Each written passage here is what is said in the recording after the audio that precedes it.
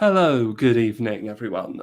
Tonight I bring you a special discussion I title The Nature of the Middle Class. For this conversation, I am joined by a Walrus. How are you doing, sir? I'm doing good. Coming to you live from deep within the middle class myself, probably. Whatever that means anymore. Well, at least you're honest to some extent on that. But For the purpose of the stream, I looked up statistics in Norway to look at like median statistics on income and mortgages, etc., to figure out where I'm at. Maybe if you add in family support and connections in terms of just how cohesive your family is, I'm probably doing quite well, actually. The recent reports are that a lot of people can take an unforeseen, what is it, $1,000 to $1,500 expense, which shouldn't be a problem for me. So I guess by that standard, I'm doing quite well. uh and certainly, and I guess from where I am, I guess I'm kind of lower middle class if I'm being honest. I don't do like a typical working class job, but I'm not exactly wealthy either. I mean, I have my own home, though it's mortgaged, Right. and I've got some savings, so I guess I could deal with an unexpected bill as well. So if I'm being honest, Yeah. I guess I'm probably middle class as well. So. Well, that's the thing, isn't it? It's sort of blurring into a meaningless, no one really has any real money anymore issue. Um, or, um, or really, one of the purposes of this conversation was I wanted to talk about this because, to sort of some extent, I kind of believe we're living in what you might call a middle class society where everything's kind of become homogenized and bourgeois. Yeah. Yeah, certainly. That's the way it's going. I would say that in Norway specifically, it's by design. And we don't have to get into that here, obviously, but there are policies and laws uh, designed to sort of bring the edges towards the middle as much as possible, um, which is good for cohesion. I'd say it's great in a society where there's high trust, there's a certain degree of homogeneity, where you can lift each other up, so to speak.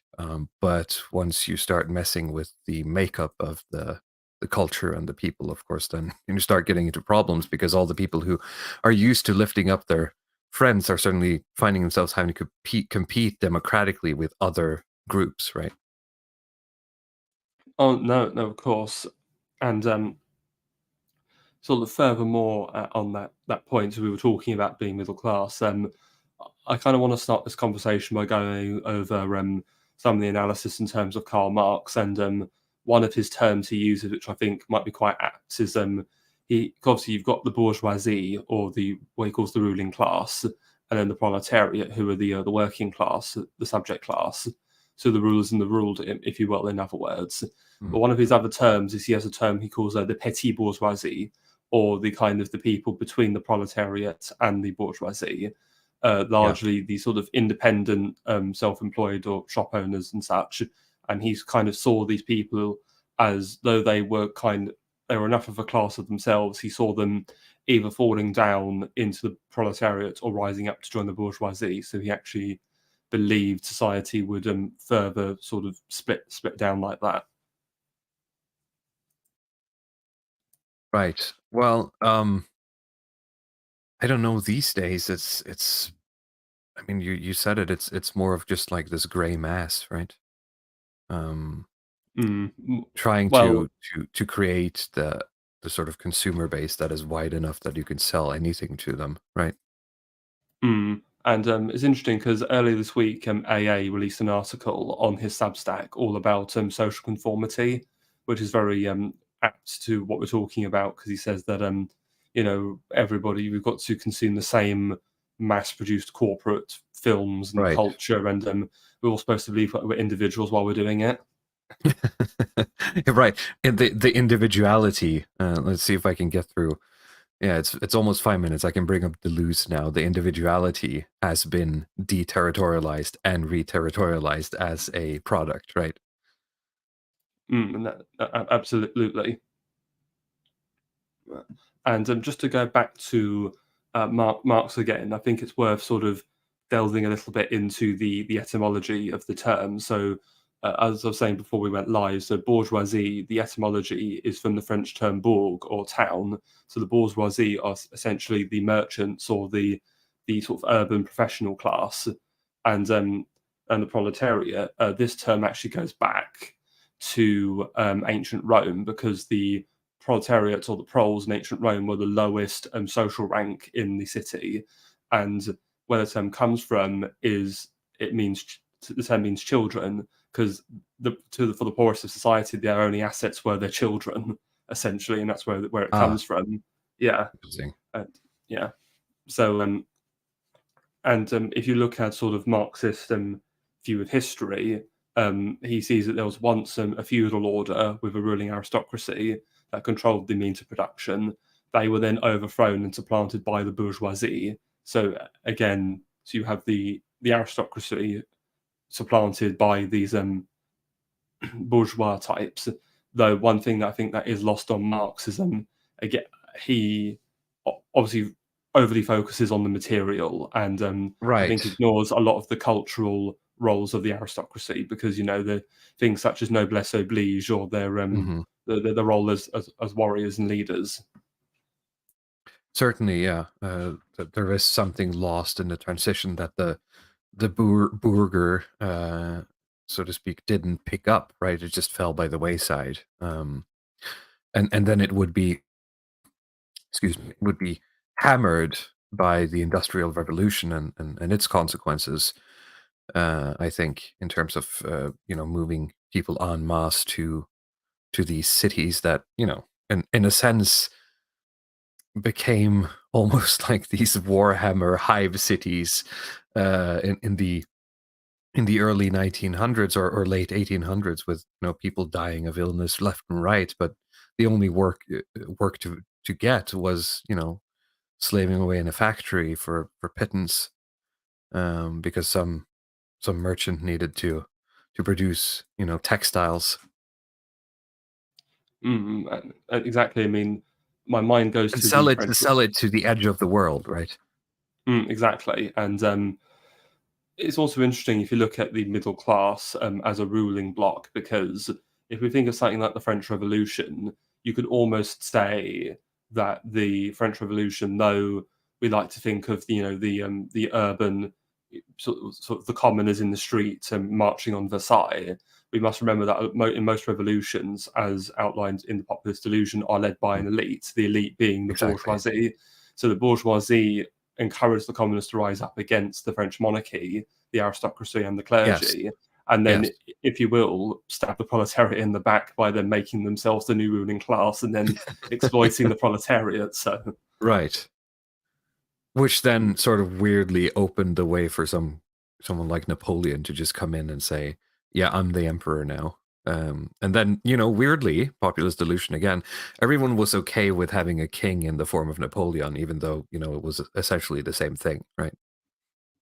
well, there's an idea. So, Imperium Press have released a book earlier this year called "The Restoration of Political Science" by I think it's Carl Ludwig von Haller.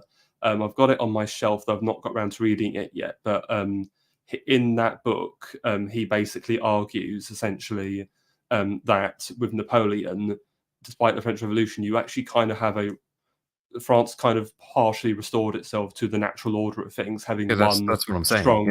Yeah. one strong, warrior leader over everyone, and not this like bourgeois republic.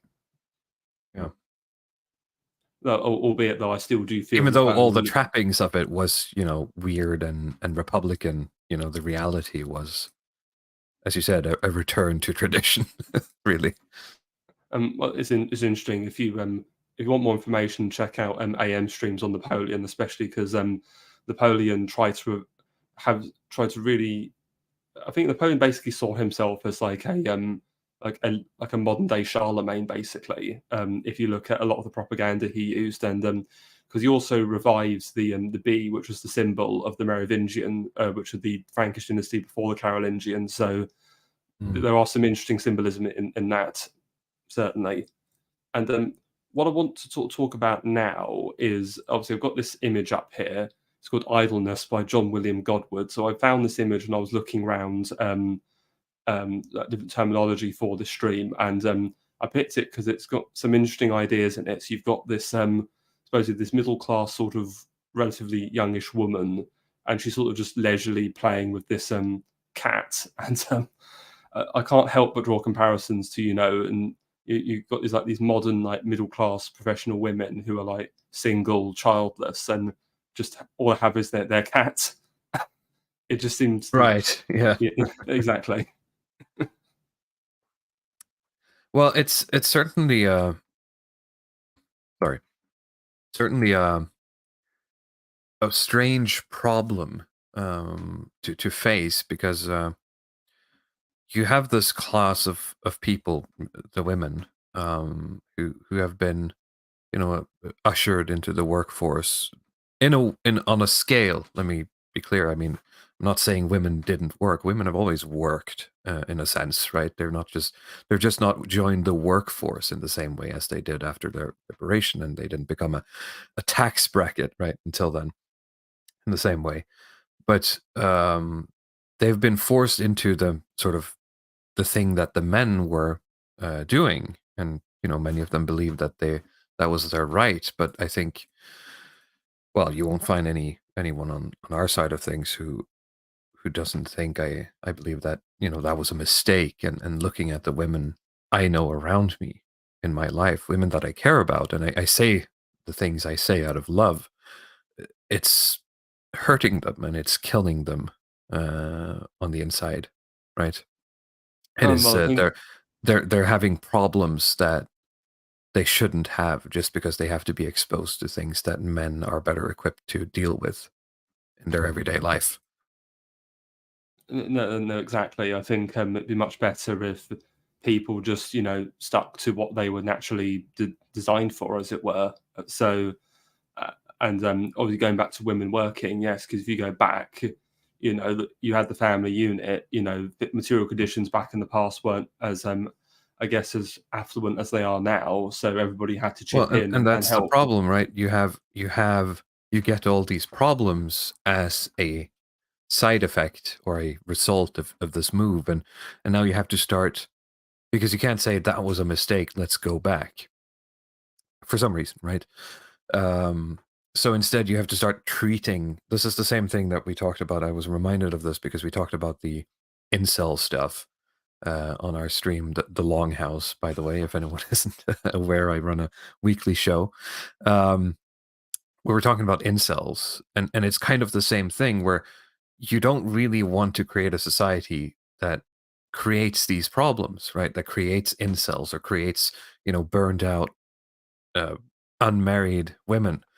But now you do, and so you start treating the problem instead of trying to like make sure that you don't produce those people. And then Mm, we're on the the spiral, right?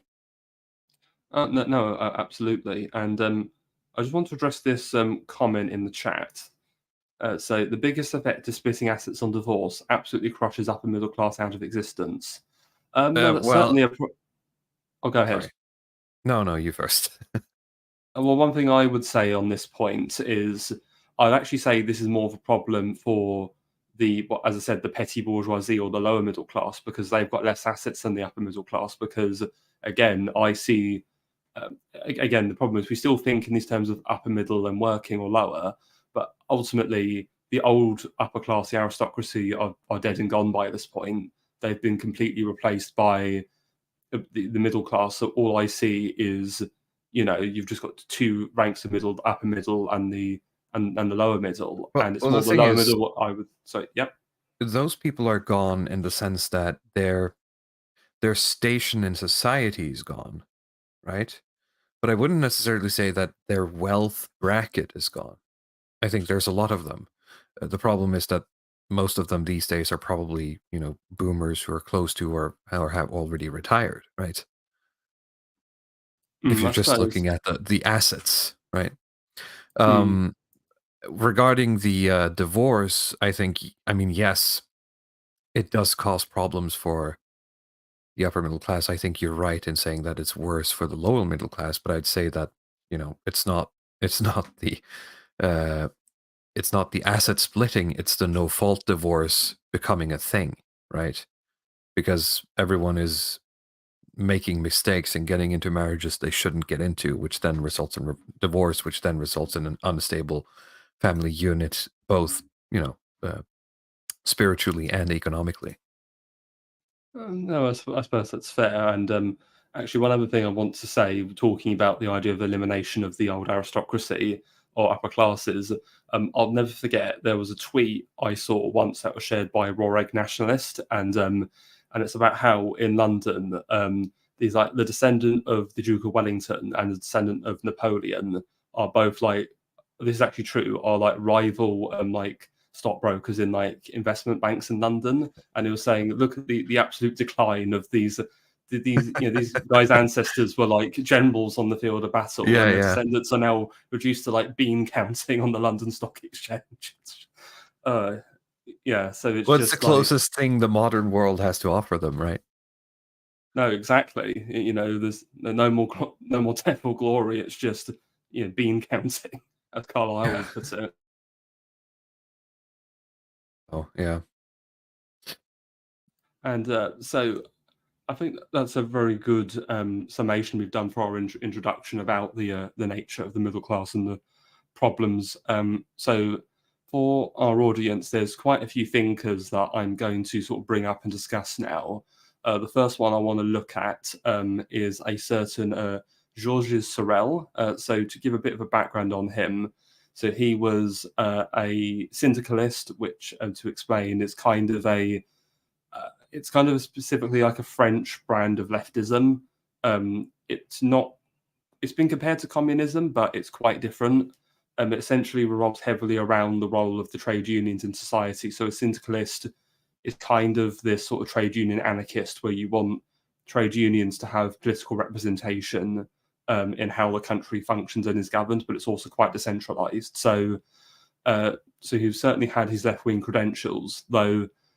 From reading him, though he was influenced by Marxists to some extent, a bigger influence on him economically was the French thinker Joseph Proudhon, who also was also quite influential on a lot of the French right, such as Charles Marat and Alain de Benoit and other members of the Nouvelle Droite or the New Right in France. So there's some interesting overlap between the French far left and the far right in this respect, and Sorel's there.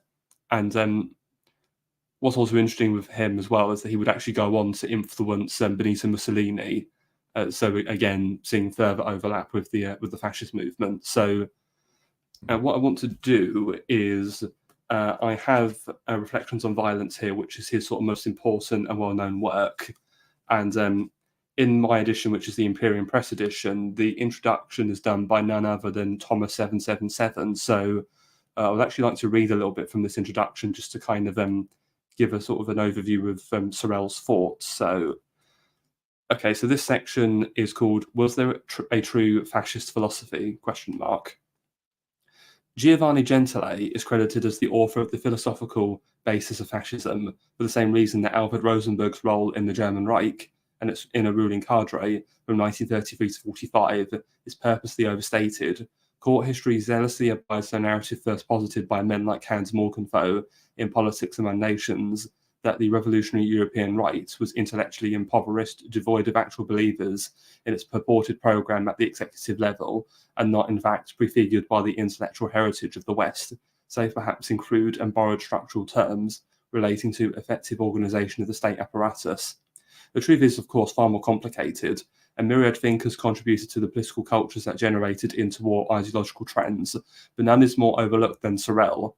Remembered mostly for his association with the French syndicalist movement, and specifically its anarchist wing, Sorel, in fact, held a view of history that was as far removed from Marxist historiography as is conceptually possible, while simultaneously exhibiting a basic disinterest in engaging with Marxist dialectic in almost entirely. Whether approvingly or not, Sorel viewed political structures in highly organic terms and historical processes as immutably cyclical. He viewed violence as the proximate causal force of social and political development. be it in the form of the war fever, revolutionary fervour, general strike, and the mobilisation of the labour movement towards direct action, or the pious extremism of Christian religious movements from antiquity to the modern era. If one accepts that the defining characteristic of the interwar right was in fact palingenesis of the Ras, or the Volk, the historic nation of Europe itself, as even its most orthodox critics generally do, then it is impossible to disregard Sorel's contribution to the revolutionary right's conception of itself, if only in terms of how it came to view the origins of, and remedies to, the existential dilemmas, both military and political, that they saw themselves as facing in their role as vanguard of their respective constituencies. Sorelian violence carried out a remedial function in history as well as representing a catharsis for organised human communities, cultural, sectarian, military, political, and otherwise, and was not merely premised on the idea that gratuitous bloodletting was essential in order to sacralise guiding mythologies and mass movements. Sorel himself pointed to early Christianity as fulfilling this essential purpose, in spite of the fact that it did not engage in mass bloodletting of its enemies, or for its adherents to martyr themselves. While it did in fact inspire later martyrs and crusaders in their sacrifices, this is not why Sorel held out the original Christian congregation as an exemplar of the phenomenon in question. What was significant was the cause of the event and the realization of the intended results. Put another way, Sorel did not place any discrete value nor great preeminence on bloodletting and martyrdom for its own sake, just as he did not consider bloodletting to derive its mythical, edifying power from spectacle or aesthetic properties. Rather, as he has already been alluded to, Sorelian violence can best be understood as an absolute, uncompromising, and radical commitment to pure history, and bloodletting, one's own in the case of the martyr and the enemy's in the case of the partisan, is a sanctifying process. A partisan unwilling to die or commit homicide is no more a political soldier or agent of history than would be a lawgiver who is incapable, for reasons of moral or physical frailty, of executing a death warrant issued by the order of the King's Bench, as an agent of exclusive authority. Sorel viewed the modern bourgeoisie as particularly decadent and harmful, but he did not think the conditions of his epoch to be otherwise unique. All ruling regimes, political and social, develop over time a kind of moral and intellectual apathy that precludes its worthiness, or at least provokes its mandate to act in the role of guardianship or standard bearer over the subject matter of its dominion. This is not to suggest that Sorel shared a secularized eschatological version of utopian salvation. Oh, sorry about that. So common to Marxists and progressives, which posited that the condition of man, or the state or national community, was capable of perfection by way of revolutionary processes. Rather, he viewed the fervour of violence as a hygienic mechanism, entirely congruous with his own rejection of the linear view of history. So any sort of comment you want to make after that passage? Well, it's certainly an encompassing one. Well, the only thing I really know about Sorel comes from his treatise on violence, or is it Reflections on Violence? And that Reflections on Violence is the English title, yeah. Yeah, okay. Maybe I'm thinking of like the Frenchified one, yeah. Anyway, it's a very interesting way of looking at it, and it slots very well in with the stuff I've read coming from someone like Burnham, where sort of you get this strange echoes, I guess, from the Marxism in both of these men that leads to a modern leftist today saying that everything is political in a sense, right? And that, you know, a law is violence. It feels like the roots are the same, but they've misinterpreted it, right? No, I think that's true to some extent. And just to link this back to another stream I've done on my channel, about a year ago, I had Furious Pertinax on to go over a book by General JFC Fuller called The Conduct of War, because in that book, Fuller goes on how he believes modern war has become completely destructive and totalizing to the detriment of effective military strategy.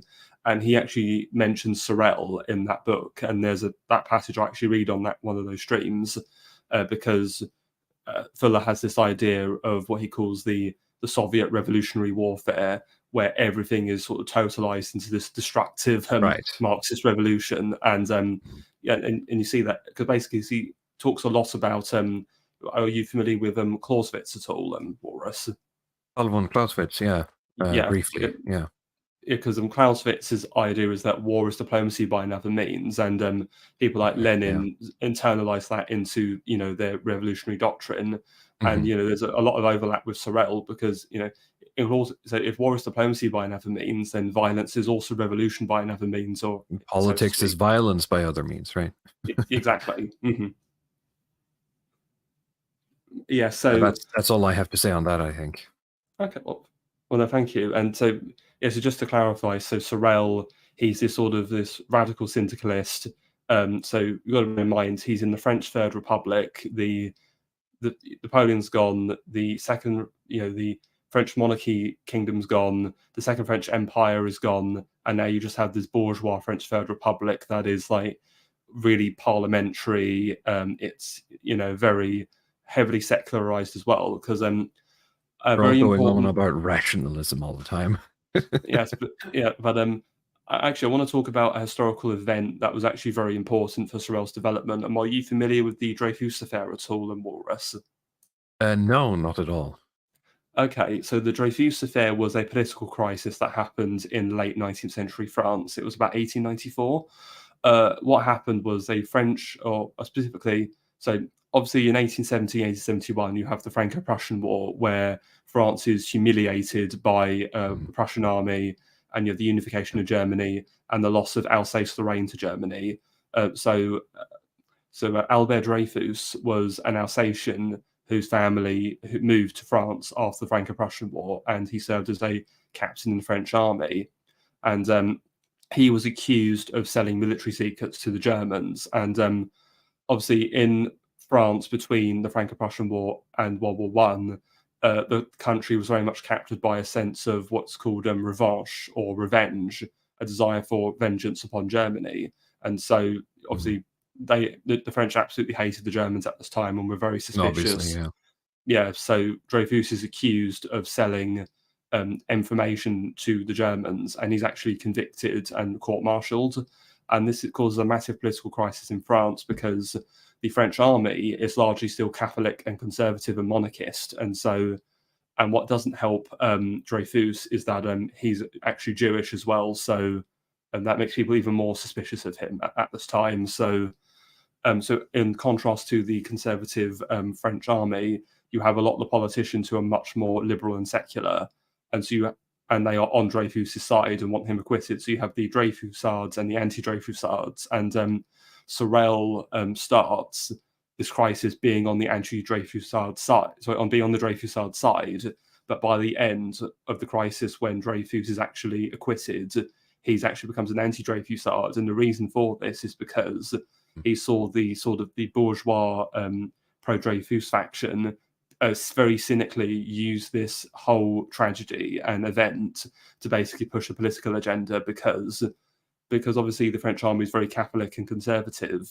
Right. They basically use this to try and push through secularization and to purge the army of any sort of anti-republican or conservative influence.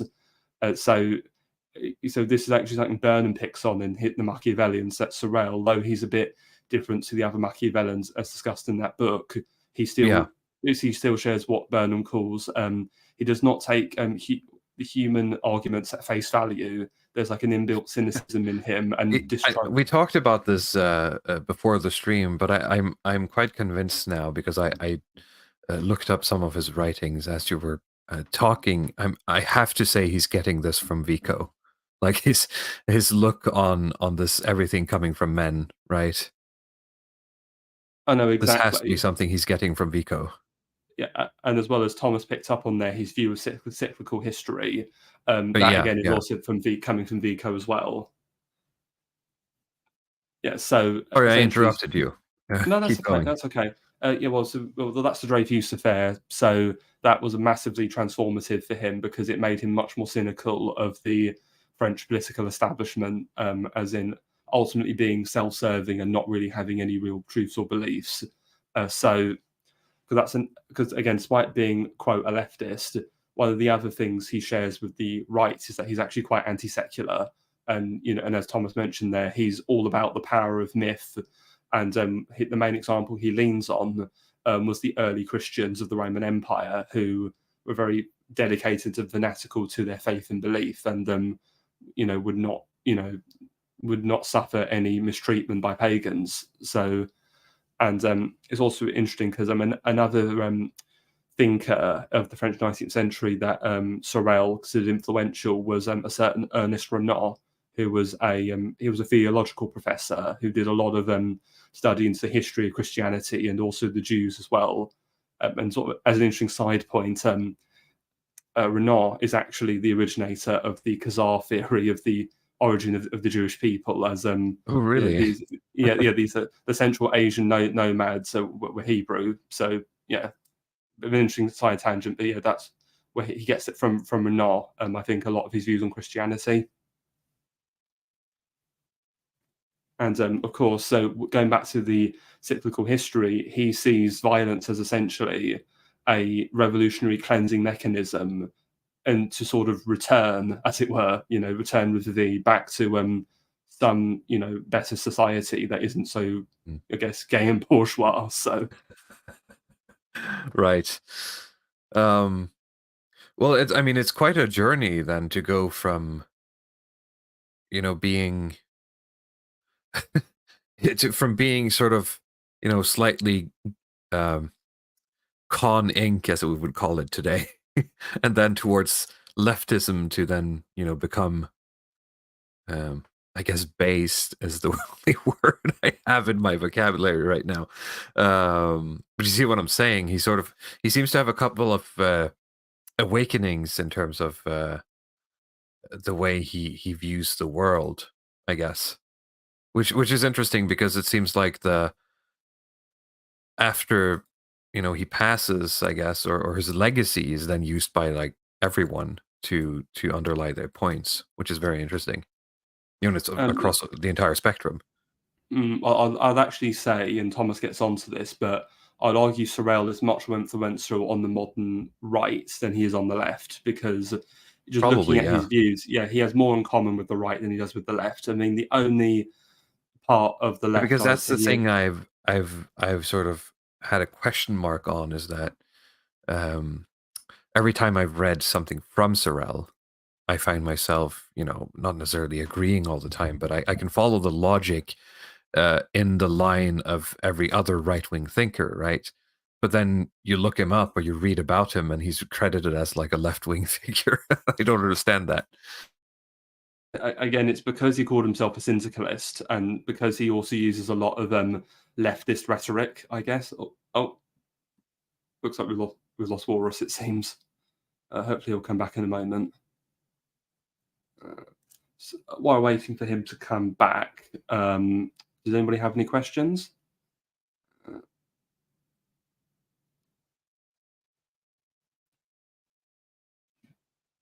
Oh, hello. Sorry, hello. Internet for a moment. No, that's okay. Well, you're back now. So I'm sorry, you were saying? No, I think you were in the middle of saying something about saying something about him being right wing, not left wing. Sorry, I lost my train of thought with that happening. But, I said whenever I look him up, I find him sort of being tagged as left wing, but every time I've read him, he falls in line with all the other right wing thinkers, right? Well, I think with the whole left wing thing, I think it's because he uses a lot of what you might call as left wing rhetoric, that bourgeoisie, proletariat, workers, syndicalist. I think so. He's basically a right winger. He's using a lot of like Karl Marx language, and that's why. Yes, yeah. And also, it doesn't help the fact that because he died in 1922, but one of the last things he did was that he basically endorsed Lenin and the Bolsheviks. So you can understand why. Yeah. I can understand it because though I don't think Lenin ever read Sorel, I can see a lot of Sorelian thought in Lenin and what the Bolsheviks did. So, well, I mean, the lines get a bit blurry at times, don't they? And it's one of those things where it's nothing new that modern right wingers. I have what's the quote? One of the signs that Aaron McIntyre likes to point at is that. What's the quote? Every now and then, a leftist rediscovers healthy sexual values and act like they've discovered Atlantis. I feel like sometimes when I'm reading sort of not left-wing thinkers, but some of the old Marxists and some of the old sort of power philosophers, because of their even though they're left-wing, the way they view the world is so much more correct than what we have today on the right wing. So you get this like right-winger discovers Marxism and acts like he has discovered Atlantis, right? Because everything they're saying is true, but that's because they're trying to look at the world as it is, not as they want it to be, right? Exactly. The Marxists aren't perfect, but I think they at least have some understanding of reality. I mean, and to be fair, I don't agree with the outcome or what they want to do, but if nothing else, you can at least take the lessons of power politics, right? Exactly. I mean, don't forget one of the most famous Marxists is Antonio Gramsci, and he's a man who basically worshipped Machiavelli. So, right. Yeah, okay. Burnham as well, obviously. Oh yes, Burnham too, and but also it's possible instead of the conning to Marxist pipeline, you've obviously got the Trotskyite to neocon pipeline. As yeah, exemplified that's by a James path too. Burnham. Yeah. There's a lot of strange pipelines out there. Yeah. And there's actually another section of Thomas's introduction I want to read as well. So this next section is called Modernist Violence in Service of Ancient Virtues. So Sorel's model of an ideal society is easily discernible as what was old Athens by the time of Socrates' trial, the ideal Athenian citizen, having been a yeoman, farmer, and soldier. Sorel did not view this combining of functions in Dumasilian terms as accidental or a mere pragmatic affair of making men tied to the land into a warrior caste and a hedge against the emergence of tyrants or oligarchies that relied upon mercenary armies. He viewed the organisation, management, and the economics of the homestead and the cultural values intrinsic to this enterprise as being inextricably linked to and mutually reinforcing of military competence and endeavours and the waging of war itself. Relying heavily on Xenophon as a primary source of the aforementioned virtues, Sorel discovered what he believed to be an ideal balance of formal equality between those men deserving of citizenship, the warrior yeomanry, agrarian productivity, paternal virtue, and heroism, as violence and competence in violence makes the homestead possible. He views further the yeoman homestead as a school of command. A man must rule his wife and children firmly, but also caringly and justly. He must also demonstrate his worthiness to wield his authority. A man's wife and children are obliged to obey his commands, but only insofar as his command role is tempered by correct virtues and practical reason. A man incapable of wielding authority over his homestead correctly is not fit to command men in battle and vice versa. It is this essential structure, the foundation of any good society, that Socrates worked tirelessly to undermine, to destroy, doing so during a period of active warfare with a highly militarily competent enemy state. It is in this regard that Sorel's adamant belief that the trial and execution of Socrates was not merely just and legitimate under the law, but was in fact necessary. This is where it becomes clear that Sorel, radical as he may have been in describing political remedies to Europe's long crisis of the modern age, that commenced in 1789, but was at base highly conservative theorist, far more the model of de Maistre than of Nietzsche. Thus, one can neither avoid Sorel nor dismiss him out of hand on the grounds that he was an anarchist who did not and does not truly belong among theorists of the 20th century European right, nor by way of a conceit that he was not a true conservative owing to revolutionary sensibilities. And as eminent academic commentator and scholar of fascist political theory, Paul Gottfried posed in recent years, who exactly, other than de Gaulle perhaps, will the European right retain as exemplar once they have purged the heritage they wish to lay claim to of any and all fascist or revolutionary socialist influences? So any commentary you want to make on that passage? Well, I mean the his thoughts on Socrates, I mean, cements it, doesn't it? as as Thomas is writing. I don't think I have any other comments. I think the passage stands on its own.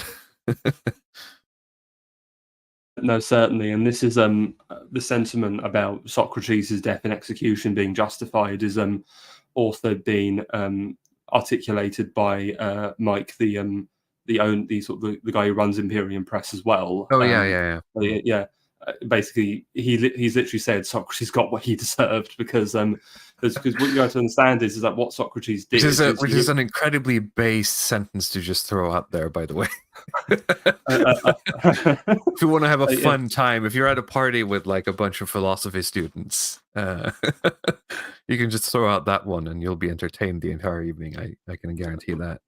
Yeah, but I think it's important that we go over what they're getting at, because Socrates, so when he was put on trial, he was charged with corrupting the youth of Athens, and what that actually means is that he was teaching his students to question the existence of the gods, so literally encouraging atheism. And Marx even said this, even though that time in Athens was probably the classical civilization's equivalent of our Enlightenment, they still were like had enough of the old virtue left to go, no, we don't. That's wrong. Stop being a subversive.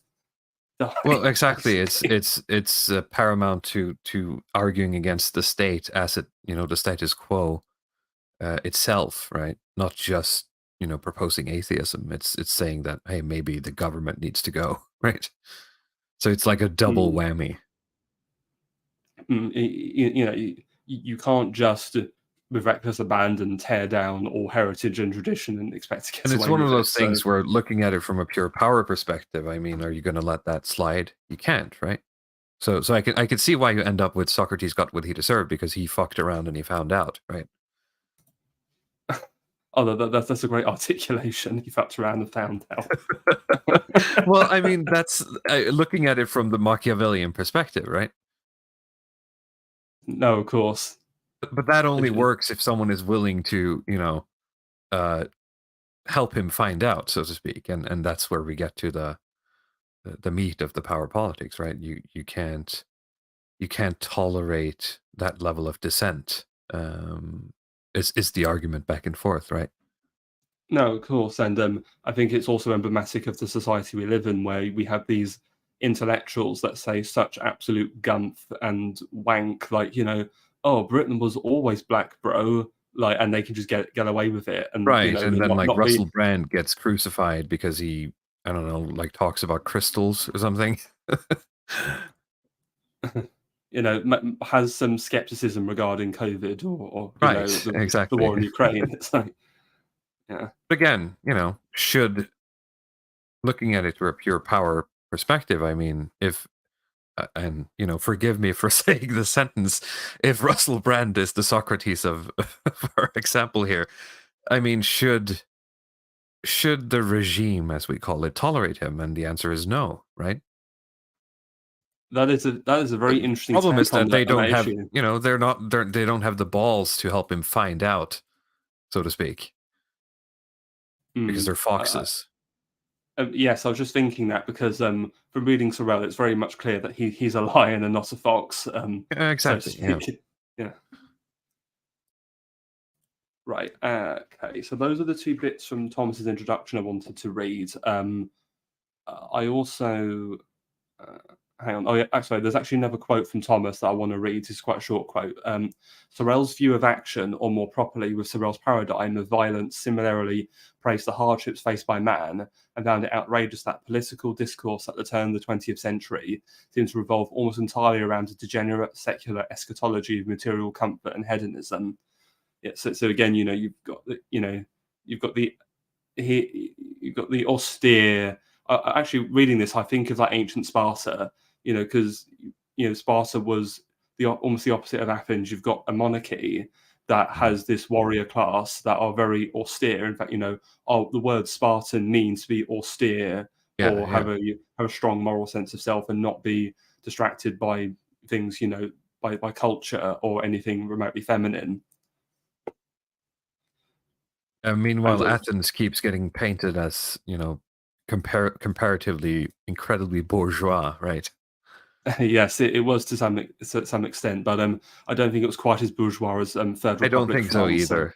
But there's a tendency to paint them as that, right? No, certainly. And sorry, I've just lost my train of thought. Was there anything more in the Thomas quote? No, that was all the stuff from Thomas. what I actually wanted to do now was, there's actually one sort of section of Reflections on Violence I wanted to read. So chapter 2 of the book is called Violence and the Decadence of the Middle Classes. It's 3 sections. I'm just going to read the first section, which is a few pages, because I think it gives us an idea of his views on the bourgeoisie. So as this is a bit of a longer section, if you want to interrupt at any point for commentary, please feel free to do so. Right. Okay. So it is very difficult to understand proletarian violence as long as we think in terms of the ideas disseminated by middle-class philosophers. According to their philosophy, violence is a relic of barbarism, which is bound to disappear under the influence of the progressive Enlightenment. It is therefore quite natural that Jaurès, who has been brought up on middle-class ideology, should have a profound contempt for people who favour proletarian violence. He is astonished to see educated Can I stop you socialists... for a second? Sorry, Sure, you barely started. But there's something I've been thinking about for a while, is basically that, is sort of the middle class eschewing of violence, almost the fear of violence. Because even though violence, I mean, it's weird because it features both in the proletariat and in the ruling class, or I would say the upper classes, or especially in a feudal system. But even today, I mean, the middle class eschews violence. The proletariat are, the people who bar fight, but everyone who has means are like into some form of, martial arts, or they practice, back in the day you would practice fencing, right? If you were upper class, something like that, or hunting, anything that's sort of more violence, masculine based, upper class sports, right? So it's very interesting, this, I don't know, like, just sort of bleaching of violence from the lives of middle class people. It's very strange, and I don't really know where it's coming from. Well, again, I think it's their fox-like nature, and another point I Maybe actually it's want to that bring up, simple. yeah, you've got the it's a good Maybe quote. that's why I'm so against sort of middle class isms, because I see myself in it and I hate it. Well, another way of putting it is, to quote Evola, you've got the lunar middle class and the solar upper and Exactly. lower Yeah. classes. Yeah. Yes. Yeah, and another thought I was actually having earlier before I get back to the passage is, have you ever looked at how the regime treats like protests? Like whenever you get like middle class protests, like the FBPE people during Brexit, Uh-huh. it's clearly middle class, and they get full Hmm. attention by them and support by the media. When it came to the anti-lockdown stuff, obviously those crowds were completely different. They were clearly much more working class, shall we say, and not middle Right. class. And guess what happened to them? They got absolutely cracked down on. So, Yeah, that's true. And and again, I think it goes back to what you said about the middle class fearing violence, because those middle class protests were very like supine, shall we say, whereas the anti-lockdown stuff, though they weren't that violent, you could tell there was a bit more anger and tension, I think, in because I've seen clips of people who are arrested for that breaking lockdown, or the anti-lockdown right. protest, and they seem to have a bit more of a anger and sort of resentfulness, I think, when dealing with the police. So Interesting. Yeah. No, it's yeah. I don't have the answer. I'm just very curious if it's just a feature of the class. It might be, right? Mm. Or A if it's feature something other than a bug. that's sort of been implemented, because I largely see the middle class as something artificial almost, especially in the 19th, in the 20th and today, right? 20th century and today, something that has been created out of nothing, right? No, certainly. But let's carry on with the So passage. it just feels like there's some intention behind it that I haven't quite yet spotted yet. So, Mm. hmm. Yeah, so just to quickly address this comment, so it's not an article. So if you have the Imperium Press edition of Reflections on Violence, the introduction is done by Thomas 777, and that's what I was reading from. So let's go back to where was I? Oh yeah, so it is therefore quite natural that also I'll probably explain. So he's going to mention a chap called Jaurès a lot. So for those who don't know, Jaurès, or Jean Jaurès, was a French sort of late 19th and early 20th century socialist politician. He was on like the more moderate left, and he was actually a pacifist, and he was very prominent, was actually quite prominently assassinated in 1914 because he was against the French involvement in World War One, and he was actually killed by a French nationalist. So Sorel, as you're going to hear, is going to absolutely rip into him, as he kind of sees Jaurès as kind of a bit of a class traitor, so to speak. So it is therefore quite natural that Jaurès, who has been brought up on middle-class ideology, should have a profound contempt for people who favour proletarian violence. He is astonished to see educated socialists hand in hand with the syndicalists.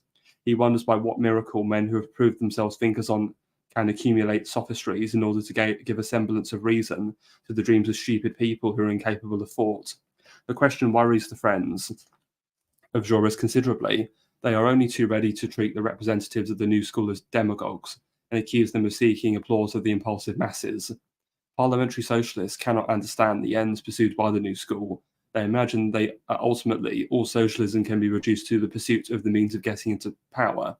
Is it possible that they think the followers of the new school wish to make a higher bid for the confidence of simple electors and cheat the socialists of the seats provided for them? Again, the apologia of violence might have the very unfortunate result of disgusting the workers with electoral politics, and this would tend to destroy the chances of the socialist candidates by multiplying the abstentions from voting. Do you wish to revive civil war, they ask. To a great statesman, that seems mad. Civil war has become very difficult since the discovery of the new firearms and since the cutting of rectilinear streets in the capital towns. The recent troubles in Russia seem to have shown that governments can count much more than was supposed on their energy of their officers.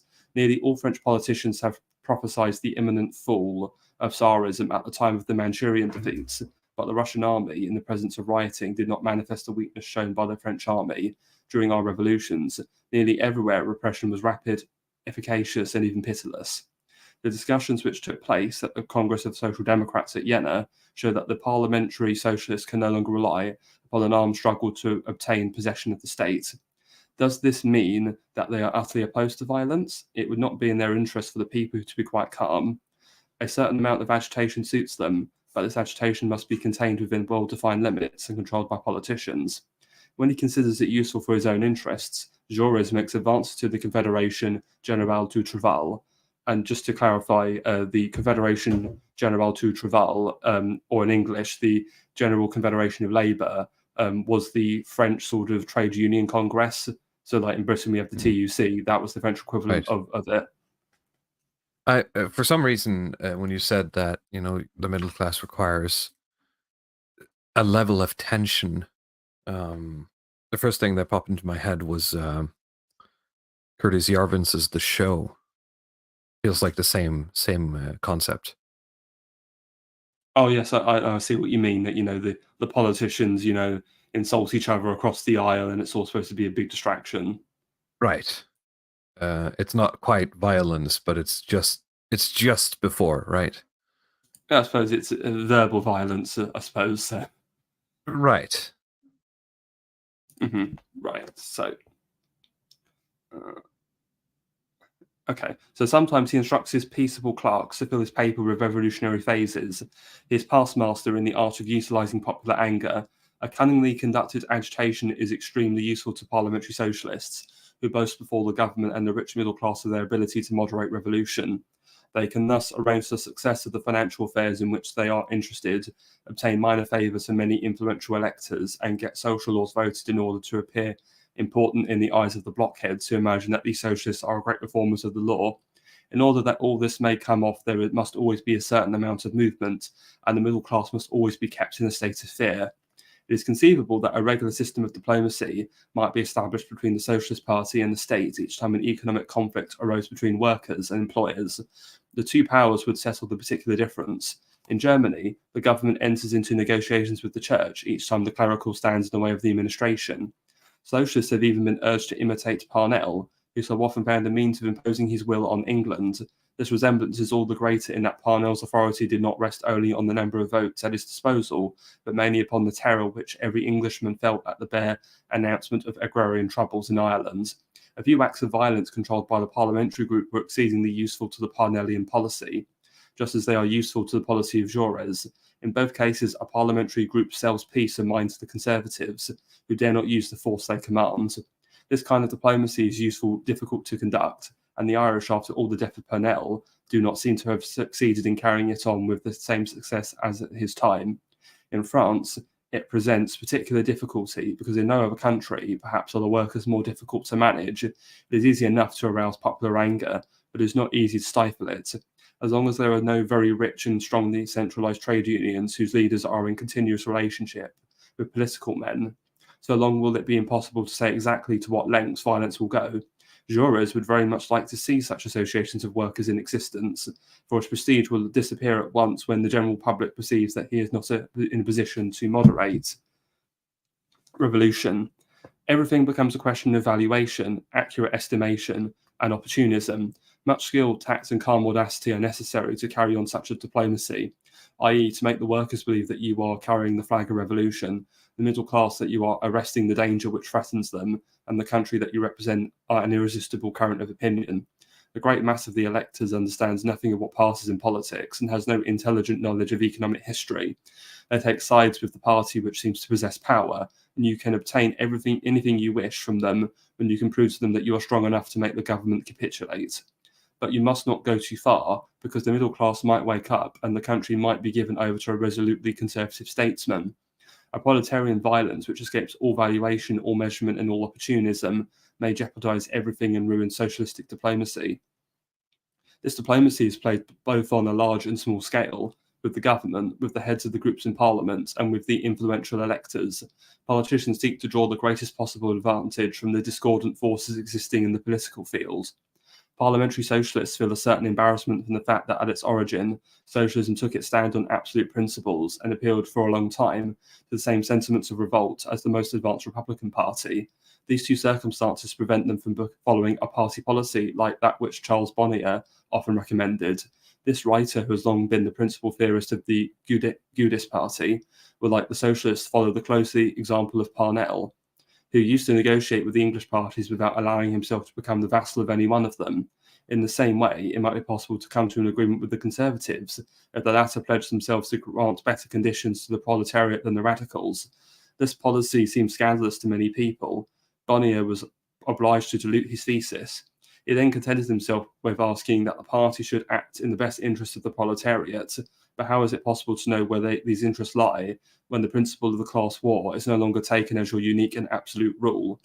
Parliamentary socialists believe that they possess special faculties which enable them to take into account not only the material and immediate advantages reaped by the working classes, but also the moral reasons which compel socialism to form part of the great Republican family. Their congresses spend their energies in putting together formulas designed to regulate socialist diplomacy, in settling what alliances are permitted and what forbidden, in reconciling the abstract principle of the class war, which they are anxious to retain verbally, with the reality of the agreements with politicians. Such as undertaking is madness and therefore leads to equivocations when it does not force deputies into attitudes of deplorable hypocrisy. Each year, problems have to be rediscussed because all the diplomacy requires a flexibility which is incompatible with the existence of perfectly clear statutes. The casuistry, which Pascal scoffed at so much, was not so much subtle and more absurd than that which is to be found in polemics between what are called the socialist schools. Escobar would have some difficulty in finding his bearing amid the distinctions of Jaurès. The moral or theology of responsible socialists is not one of the least of the buffooneries of our time. All moral theology can be split up into two tendencies. There are casuists who say that we must be content with opinions having a slight probability, others that we should always adopt those that are strictest and most certain. The distinction was bound to be met with strong among our parliamentary socialists. Jaurès prefers the soft and conciliatory method, provided that means are found to make it agree, somehow or other, with first principles, and that it has behind it a few respectable authorities. He is a probabilist in the stronger sense of the term, or even a latitudinarian, laxist. Veblen recommends the strong and belligerent method, which alone, in his opinion, is in accordance with the class war, and which has in its favour the unanimous sanction of all the old authorities. He is a tutorialist and a kind of Jansenist. Jaurès, no doubt, believes that he is acting for the greatest good of socialism, just as the more easygoing type of casuists believe themselves the best and most useful defenders of the church. They did, as a matter of fact, prevent weak Christians from falling into irreligion and led them to practice sacraments, exactly as Jaurès prevents the rich intellectuals who have come to socialism by way of Dreyfusism from drawing back in horror before the class war, and induces them to take up the shares of the petty party journals. In his eyes, Veblen is a dreamer who does not see the reality of the world, who intoxicates himself with the chimeras of an insurrection, which has now become impossible, and who does not understand the great advantages which may be got from universal suffrage by a boastful politician. Between these two methods, there is only a difference of degree, and not one of kind, as is believed by those parliamentary socialists who call themselves revolutionary. On this point, Jaurès has a great intellectual superiority over his adversaries, for he has never cast any doubt upon the fundamental identity of the two methods. Both of these methods suppose an entirely dislocated middle-class society, rich classes who have lost all sentiment of their class interest, men ready to follow blindly the lead of people who have taken up the business of directing public opinion. The Dreyfus Affair showed that the enlightened middle class was in a strange mental state. People who had long and loudly served the Conservative Party cooperated with anarchists, took part in violent attacks on the army, or even definitively enrolled themselves in the Socialist Party. On the other hand, newspapers which make it their business to defend traditional institutions drag the magistrates of the Court of Cassation in the mire. This strange episode in our contemporary history brought to light the state of dislocation of the classes. Jaurès, who was very much mixed up in all the ups and downs of Dreyfusism, has rapidly judged the mentality of the upper middle class, into which he has just not yet penetrated. He saw that this upper middle class was terribly ignorant, gapingly stupid, politically absolutely impotent. He recognized that with people who understand nothing of the principles of capitalist economics, it is easy to contrive a policy of compromise on the basis of an extremely broad socialism. He calculated the proportions in which it is necessary to mix together the flattery of superior intelligence of the imbeciles, whose seduction was aimed at, appeals to the disinterested sentiments of speculators, who pride themselves on having invented the ideal, and threats a revolution in order to obtain the leadership of people void of ideas. Experience has shown that he has a very remarkable intuition of the forces which exist at this present moment in the middle-class world. Veblen, on the contrary, is very little acquainted with this world. He believes that the only weapon that can be employed to move the middle class is fear. Doubtless fear is an excellent weapon, but it might provoke obstinate resistance if you went beyond a certain limit. Veblen does not possess those remarkable qualities of suppleness of mind, and perhaps even a peasant duplicity, which shine in Jaurès, which have often caused people to say that he would have made a wonderful cattle dealer. The more closely the history of these last years is examined, the more discussions concerning the two methods will be recognized as puerile. The partisans of the two methods are equally opposed to proletarian violence because it escapes from the control of people engaged in parliamentary politics. Revolutionary syndicalism cannot be controlled by the so-called revolutionary socialists of parliament. Is there anything you want to say after that quite lengthy section? It was quite a bit. I had to focus a lot to take it all in. I mean, obviously there's a twinge of de Juvenel's high-low versus middle here, but it's also interesting how he goes to describe what Burnham would call the managers, which is the upper middle class that seems to have no thought of their own, who's vying to get up into the upper class, and how it's silly to think that you can have a socialist revolution that ends up leading these people who don't really know anything. Like, how's that going to work out practically? No, of course. And the thing I found most interesting in there is his comments on how during the Dreyfus Affair, what did the Conservatives do? They didn't side with the army or That want too, to get yeah. Dreyfus. They went with the Yeah. they cut. They went with the with the left basically. Yeah. And it's also, all modern socialists today, you find on the internet, are usually middle class or upper middle class people, right?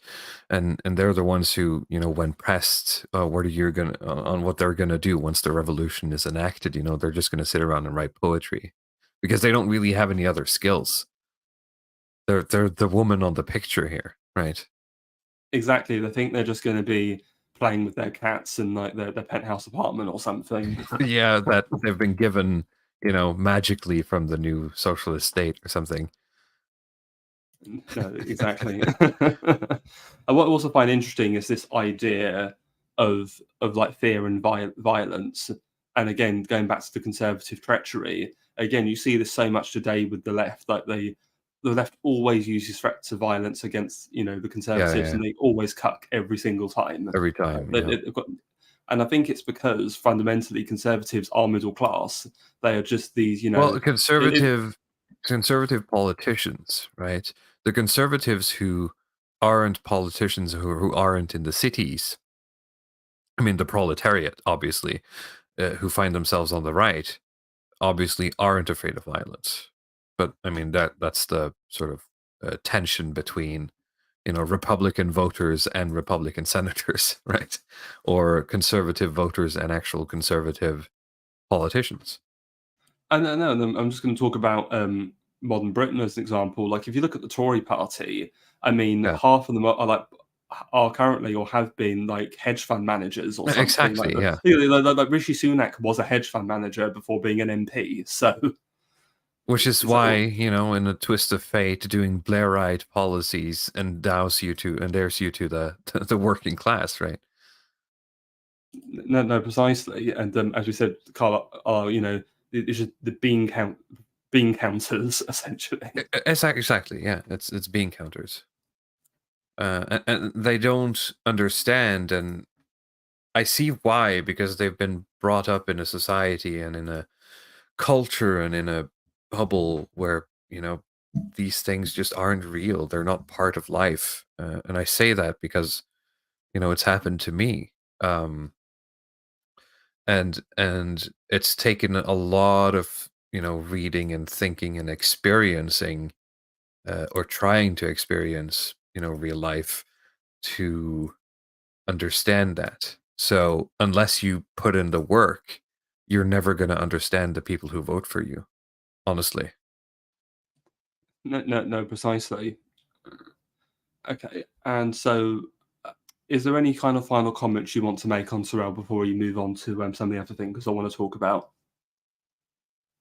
I think we covered a lot. I'm not that big of a scholar on Sorel to begin with, so Mhm. Certainly. And so the next thing I'm going to come to, I understand, is someone I think you're not too familiar with, but so that's this person is Thorstein Veblen. So to give a bit of background on Veblen, so well, there's actually a bit of a link because he was actually a Norwegian American. His parents were oh, I've heard his Norwegian. name before. Yeah, Yeah. So he was actually. his parents were Norwegian immigrants to America. So he was born there, but you can sort of see it in his name as well. And so I think Norwegian was actually his first language. I think so. He learned it before. Yeah, Before I've heard his name before. I haven't read his book, or yes. books. Yeah, Well, the main book that he's known for is his magnum opus, The Theory of the Leisure Class. And yeah, yeah. but where you've heard his name is one of his concepts is the Veblen good. What a Veblen good Ah, is, that's where I've heard it. Yeah. yeah. So Veblen I was good like, where have is I heard his name before? yeah. So a Veblen good is essentially a highly sought after luxury product. So something like a Rolex watch or like a classic car. Yeah, yeah. And what's special about a Veblen good is they completely invert the law of supply and demand, where normally the more in demand something gets, the higher the price. The other way around with Veblen goods, the higher the price, the more demand there is This is for so them. weird. I had in high school was when I took my economics classes, which is unusual for Norwegian schools because that's usually not something that they uh, offer. But I spent 3 years pretty much as a game with my teacher, trying to find Veblen goods, and not at one point did I learn um, that Thorstein Veblen was actually Norwegian. This is the first time or had Norwegian heritage. Maybe my teacher didn't know. Because we'd have this game if I tried to find Veblen goods and he'd argue back, no, it's not a Veblen good, it's more like this, right? And back and forth. fun times. Um, But you'd think that at some point I'd pick up that Thorstein Veblen was had Norwegian parents, but no. Well, the more you know, as the saying goes. So, Right. yes, So to go back, so he's magnum opus is his book, The Theory of the Leisure Class, and so basically, I've not read this book. However, I'm familiar with a lot of the ideas explored in it, and I have actually found an ebook online of it, and there's like an introductory section which I just want to do a bit of reading from. So again, if you want to interrupt me at any point, please feel free to do so. Yeah, sure. Okay, so the institution of a leisure class is found in its best development at the highest stages of the barbarian culture, as for instance in feudal Europe or feudal Japan. In such communities, the distinction between classes is very rigorously observed, and the feature of the most striking economic significance in these class differences is the distinction maintained between the employments proffered to the several classes. The upper classes are by custom exempt or excluded from industrial occupations, and are reserved for certain employments to which a degree of honour attaches. Chief among the honourable employments in any feudal community is warfare, and priestly service is commonly second to warfare. If the barbarian community is not notably warlike, the priestly office may take the precedence, with that of the warrior second, but the rule holds with but slight exceptions that, whether warriors or priests, the upper classes are exempt from industrial employments, and this exemption is the economic expression of their superior rank. Brahma in India affords a fair illustration of the industrial exception of both these classes. In the communities belonging to the higher barbarian culture, there is a considerable differentiation of subclasses within what may be comprehensively called the leisure class, and there is a corresponding differentiation of employments between these subclasses. The leisure class as a whole comprises the noble and priestly classes together with much of their retinue. The occupations of the class are correspondingly diversified, but they have the common economic characteristic of being non-industrial. These non-industrial upper-class occupations may be roughly comprised under government, warfare, religious observances, and sports. At an earlier, but not the earliest stage of barbarism, the leisure class is found in a less differentiated form. Neither the class distinctions nor the distinctions between the leisure class occupations are so minute and intricate. The Polynesian islanders generally show the stage of the development in good form, with the exception that, owing to the absence of large game, hunting does not hold the usual place of honour in their scheme of life. The Icelandic community in the time of the sagas also affords a fair instance. In such a community, there was a rigorous distinction between classes and between the occupations peculiar to each class. Manual labour, industry, whatever has to do directly with the everyday work of getting a livelihood, is the exclusive occupation of the inferior class. This inferior class includes slaves and other dependents, and ordinarily also the women. If there are several grades of aristocracy, the women of high rank are commonly exempt from industrial employment, or at least from the more vulgar kinds of manual labour. The men of the upper classes are not only exempt, but by prescriptive custom they are debarred from all industrial occupations. The range of employment open to them is rigidly defined. As on the higher plane already spoken of, these employments are government, warfare, religious observances, and sports. These four lines of activity govern the scheme of life of the upper classes. And for the highest rank, the kings or chieftains, these are the only kinds of activity that custom or the common sense of the community will allow. Indeed, where the scheme is well developed, even sports are accounted doubtfully legitimate for the members of its highest rank. To the lower grades of leisure class, certain other employments are open, but they are employments that are subsidiary to one or another of these typical leisure class occupations. Such are, for instance, the manufacture and care of arms and accoutrements and of war canoes, the dressing and handling of horses, dogs and hawks, the preparation of sacred apparatus, etc. The lower classes are excluded from these Can I secondary... stop you for a moment? Sure. I just had a funny comment regarding the chieftain and sports. I seem to recall, I think the current king of Norway has multiple times at least got medals in the World Championship sailing competitions. So there's a quote unquote chieftain that is heavily into doing a certain kind of sport, but of course we are in a later stage of barbarism, or I suppose more sophisticated state than Veblen is talking about here. It's just I just had a brainwave that, hang on, we have a ruler that is doing sport. But I guess, if you're a king today, or even a prince, like, what are you going to do except sport? No, certainly, and it's also interesting because the Norwegian king's not the only Scandinavian king I can think of who was an Olympic champion. Oh God, I think it was Gustav the Sixth of Sweden, who was their king around the time. Oh God, it was king for a long time. It was king from about 1900 to about 1950. He was like an Olympic tennis player, and he actually won gold medals. Oh yeah, that might be true. I seem to have remembered something like that. Yeah. Yeah, I think it's Gustav the Sixth, but it's the one who ruled for like the first half of the 20th century, basically. So, anywho, so where was I? Oh yeah, so such are, for instance, the manufacture and care of arms and accoutrements and of war canoes, the dressing and handling of horses, dogs and hawks, the preparation of sacred apparatus, etc. The lower classes are excluded from these secondary honourable employments, except for such as are plainly of an industrial character and are remotely related to the typical leisure class occupations. If we go back a step back of this exemplary barbarian culture into lower stages of barbarism, we no longer find the leisure class's fully developed form, but the slower barbarism shows the uses, motives, and circumstances out of which the institution of a leisure class has arisen, and indicates the steps of its early growth. Nomadic hunting tribes in various parts of the world illustrate these more primitive phases of the differentiation. Any one of the North American hunting tribes may be taken as a convenient illustration. These tribes can scarcely be said to have defined leisure class. There is a differentiation of function, and there is a distinction between classes on the basis of their difference of function. But exemption of the superior class and work has not gone far enough to make the designation leisure class almost. So, yeah. Essentially, what he's describing here is what Uncle Ted calls a surrogate activity, right? I'm not that familiar with Uncle Ted. You're not familiar with the concept?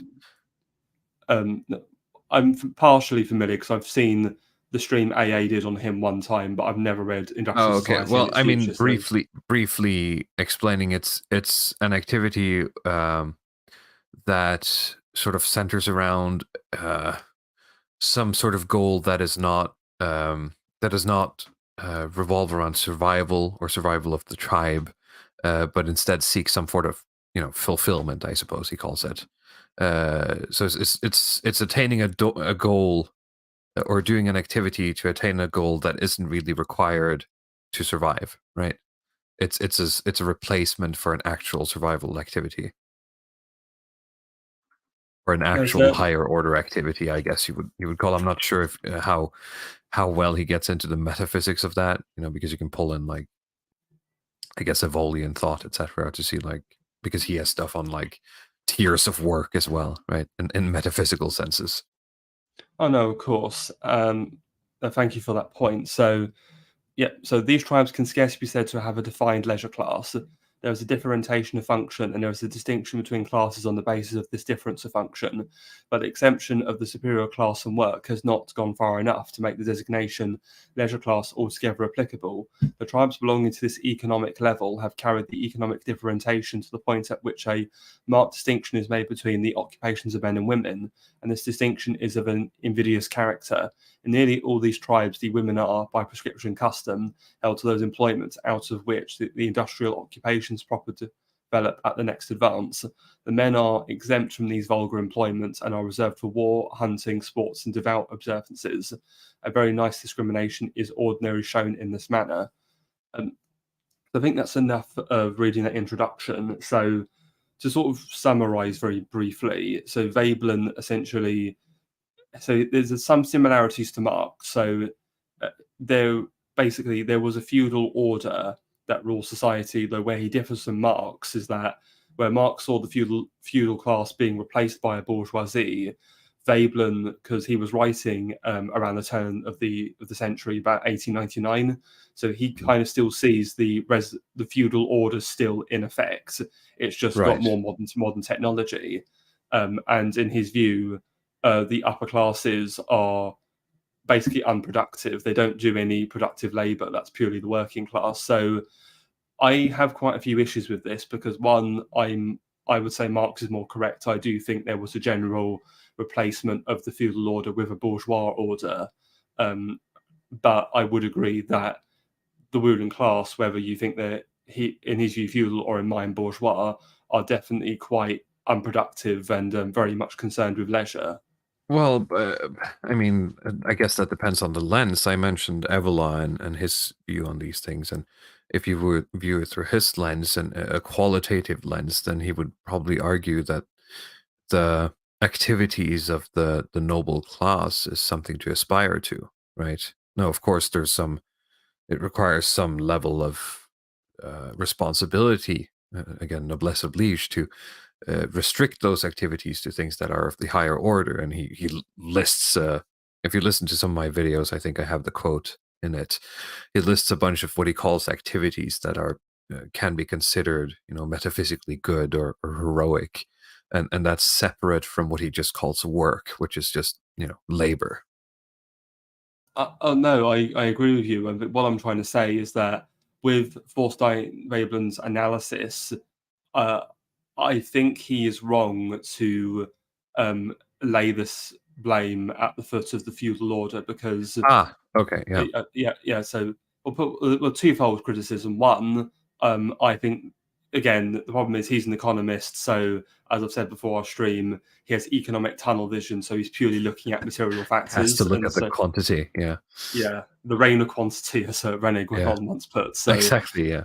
yeah, yeah. So that's why he's critical of them, which I think is a bit unfair because I think there is value in their activities. But secondly, if there's any criticism, I think it should be labelled at the middle class and not the upper class, which really Yeah, are the I think ones if he empowered. shifted that same blame to the middle and upper middle class, if they existed at that point, I don't know if they do anymore, um, it would certainly be true because there's a lot of a lot of dead weight there.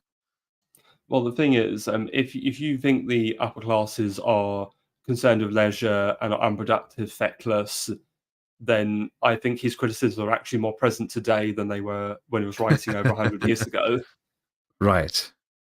Well, I Yeah. mean, I think the people who comprised the upper class 100 years ago were, cut from finer cloth, so to speak. No, I agree. And so I just want to address this comment quickly. Your teacher was actually his brother and was jealous of his relative's success. I think that's Maybe quite no. Uh, yeah, that's a funny thought. No, it was just like a fun game we'd play where I'd look for goods that I could either, because economics has these sort of primary definitions of what goods are. And I think a Veblen good is not in like the main thing. Like it's not obscure or anything. It's just most people aren't aware of the Veblen good. It's like the Giffen good as well. Tends to some in like the books they don't always tend to make it in the lists. So I'd try to bring him examples of weird products and goods, and like, is this a Veblen good? Is this a Giffen good? Is this a whatever type of good? And we'd argue back and forth on what it was. So that's really it. That's why I was like, you'd think that in the span of 2 to 3 years, he'd tell me that Thorstein Veblen was actually of Norwegian descent. So mm, no, certainly. Yeah, so just to go back to Veblen, so what I've got now is so I'm not going to read any more from the book, but I've got a lot of famous terms that were coined in this book. So we've already discussed the Veblen goods. So some other terms are you've already heard he used the term leisure class. So that is his term for the ruling mm, elite. They are a leisure class. They are purely observed, concerned with leisure and relaxation and not with any kind of meaningful productive activity. And again, I think right. that's very much true of today's elite. So Well, what's strange is that, the people he is describing, I would argue, in the time he's writing, in the late 1800s, when he's describing the upper or like the leisure class, I mean, the people who are to become that class are what we today call the captains of industry, who, looking back, we would, applaud for basically most of them taking on that noblesse oblige for their workers. So I think on all points, Veblen here is missing the mark. People Um, like um, Philip Armour and well, obviously Ford, etc. Right? well, one thing I would say is when you're looking at the middle class, obviously it's not just manufacturers. You've also got merchants. You've No, got but professionals. these people were turning, like, these people were becoming the new elite, or at least a rival elite castle, right? Mm. Uh, Again, what I'm trying to say is I can see where he's coming from, but I think he's more true of today than he was over 100 years ago. Yeah, that's fair. Like, reading his stuff now makes a lot more sense than trying to apply it to his contemporary system. Fair enough. No, certainly. And some other concepts. So there's one he calls pecuniary emulation, or the idea that these middle class rulers compete with one another through displays of wealth and status. So yeah, I think that's very much true. That going back to the Veblen goods, Oh yeah, they've got to buy yeah, their yeah. Rolex watches and drive around in their classic cars. I mean, that's just a fact of life, I think. Um, Yeah. yeah, but then again, it's almost going back to Gramsci because Gramsci has his idea of cultural hegemony, or rather, the ruling elite trickle down their ideology onto the rest of society. I think we see that today. Everybody's become bourgeoisified, and wants Oh yeah, yeah. it's the American dream. You just got to become this wealth earner who then just splashes your cash on all these worthless products, basically. Well, what's strange is that the people who are actually the elite, the people who are actually, incredibly rich, uh, who are the billionaires, right? Because of technology, they've just created their own basically social circle on top of this, right? Have you ever heard of the? I think it's called the Billionaires Calendar, I've never heard of uh, that. No. which is a set of events, yearly events, right? The Billionaire Social Calendar, yeah, which is like, it starts in spring with there's this event for golfing in Florida or something, and then I don't have the dates obviously, but then there's of course the is it the race car, what's it called in France, in Monaco, the Monte Carlo the Grand Monte Prix. Carlo, right? It's all of these international high status events where basically all these billionaires meet each other. That's the only social sort of arena they have where they can meet people like themselves. So it's Oh all yeah, so it's this like calendar everyone is aware of, and everyone shows up to these events because that's their only peers because they have too much money. And I mean, if you go back to the time when Veblen is writing, no one has anywhere near that amount of money. And even if you do, there's no way of getting to other people who have that amount of money in an easy way, right? You can do it, mm, and it did happen, of course, but in a much slower at a much slower rate. The money wasn't flowing, as easily. no, of course. And this actually goes in. This links nicely into another term of Abrams, which is conspicuous leisure, or elites engage in visible leisure activity for the sake of displaying and attaining social status. So again, the billionaires' calendar, they're just showing off as they track off to all of these events. Or another example of this conspicuous leisure is essentially, I think, the whole modern concept of virtue signaling is some extension of conspicuous leisure. You just go to your green climate conference and rail against carbon after having got Exactly. there Yeah. on like a plane. Yeah. Yeah. No, you started Davos in January, right? And then in February you go to, like, I don't know, the Super Bowl, or you go to Fashion Week, and then it's this set of high profile events where they can all hang out and you know get taken photos of, and show all of the plebs how cool their life is, but also meet people like themselves, right? And of course, it's the network, as AA says in Yeah, the yeah. Octopus. The network, exactly. And that is, important. I think a lot of business is being done at these events indirectly through the network. And a lot of these people are probably very competent at their jobs. I mean, we rail against the um, sort of competency of the elites, but I think when you get to the very top, the people that are they are very good at what they do. It's just that they're not, rulers. That's not what they do. They earn money. That's what they're good at. Exactly. The Jeff just Bezos vast. is good at earning money. He's not a king, right? Mm, no, Although, exactly. in practice, he almost has the position of a king of every Amazon employee ever, right?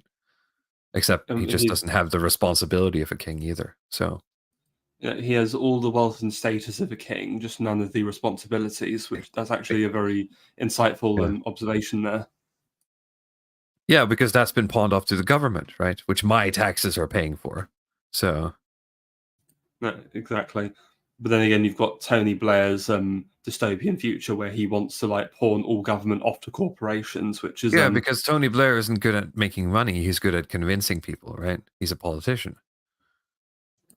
mm. So he's basically a political salesman, as it were. Yeah, yeah, yeah. Mm. Right. Or a Dark Fair. Lord or a Sith Lord or whatever. All of the above. How about All of the that? above, yeah. Yeah, no, I think someone like Tony Blair obviously is in a sense, a true believer, but he's also very sharp, right? He wouldn't be doing the moves he's doing. He wouldn't be talking the way he's talking if he hadn't recognized the situation we're in correctly. If you see what I'm saying. No, no, of course. Um, yeah, so that's everything about Veblen. Is there any other points you want to make before we move on? No, I think, I mean, there's probably more, but I need to look into this guy more because I find myself like 50% agreeing with him. Again, and I'll say it again. I his analysis, I think, is very succinct when you apply it to today, not so much Mm. to his contemporary time when he was writing. So, Yeah, and that's fair, right? I think that's just as valuable, right? I don't have to Mhm. I don't have to agree with him 100 years ago. No, exactly. So the next person I really wanted to talk about was Friedrich List, and so I understand you've because for those who watch my channel may know that I actually have a series of a trilogy of videos where I do a summary of List's magnum opus, the National System of Political Economy. I do a chapter by chapter summary of that book and all the ideas therein. And so again, it's another economist, but List has some very interesting thoughts. And though he doesn't really talk about class very much, if you read between the lines, there are some interesting insights you can get on this issue. So just to give people like a broad overview, if you've not watched those videos or read that book, but the main List is essentially an economic nationalist. So he's really critical of contemporary classical economics. So the invisible hand of Adam Smith. He calls them the classical school. He calls them cosmopolitical economy. That the economic cosmopolitans. Whereas what he practices, his economic nationalism, is true political economy, and he's someone who's very much indebted to the worldview of Machiavelli. He sees himself as an economic realist, and to give you an example, he says his theory is the theory of the powers of production, whereby the true worth in any economy is the ability to produce. Whereas in the classical school, he calls it the theory of the value of exchange. The only thing that's valuable is the ability to exchange wealth. So, so in his view, it's more long term because you have the ability to produce over a long time, and production is power. However, obviously, the merchants focusing on exchange, all you do is just this mass accumulation of wealth. I, And I think I just had this thought. We did have an episode. One moment here, let me get the book so I don't say the name wrong. oh, is this an episode on the Longhouse? Yeah, yes, we did. We did an episode, at least one. I don't remember if we did more, on David Fleming, who is also an economist who died a couple of years ago, called "Surviving the Future." And I should have caught it sooner, but there is a lot of I guess echoes of List, I think, in some of the writing. So for people listening to this, I mean, you can go check out our David Fleming episode, I guess, after listening to us. Oh, that's interesting. I might have to look that up. Well, But at least the focus on production and society, I guess, over wealth and exchange is something that is very important to Fleming as a means of surviving, well, whatever he thinks is coming, really. He's a bit vague on that. He believes something, there's going to be a collapse of some sort, and he sort of skips over that part and just goes into, well, how are we going to deal with it? Well, I've not actually watched that stream, so I'll have to give that a listen. I did watch the one you did recently on, I think it was it contemporary market or contemporary economic situation? Oh, yeah, I think it was it the one called Discuss Economic Consequences, the Benefits of Free Yeah, Trade?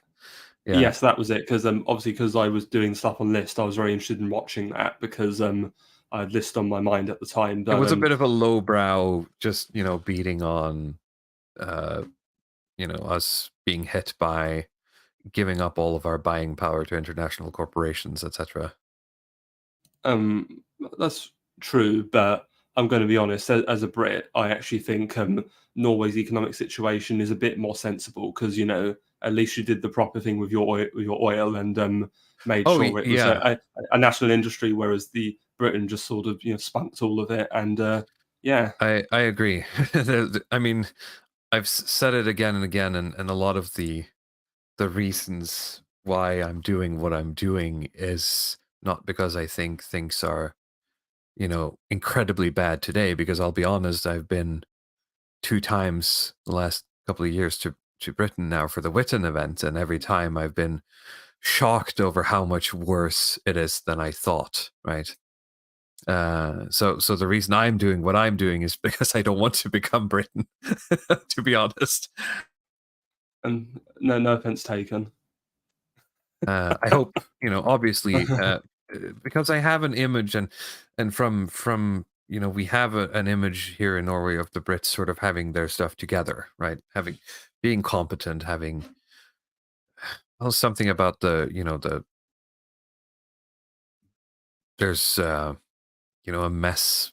There's trash in your streets and everything when I go there now, and it's quite sad. It's not how I remember it being from years and years ago when I went.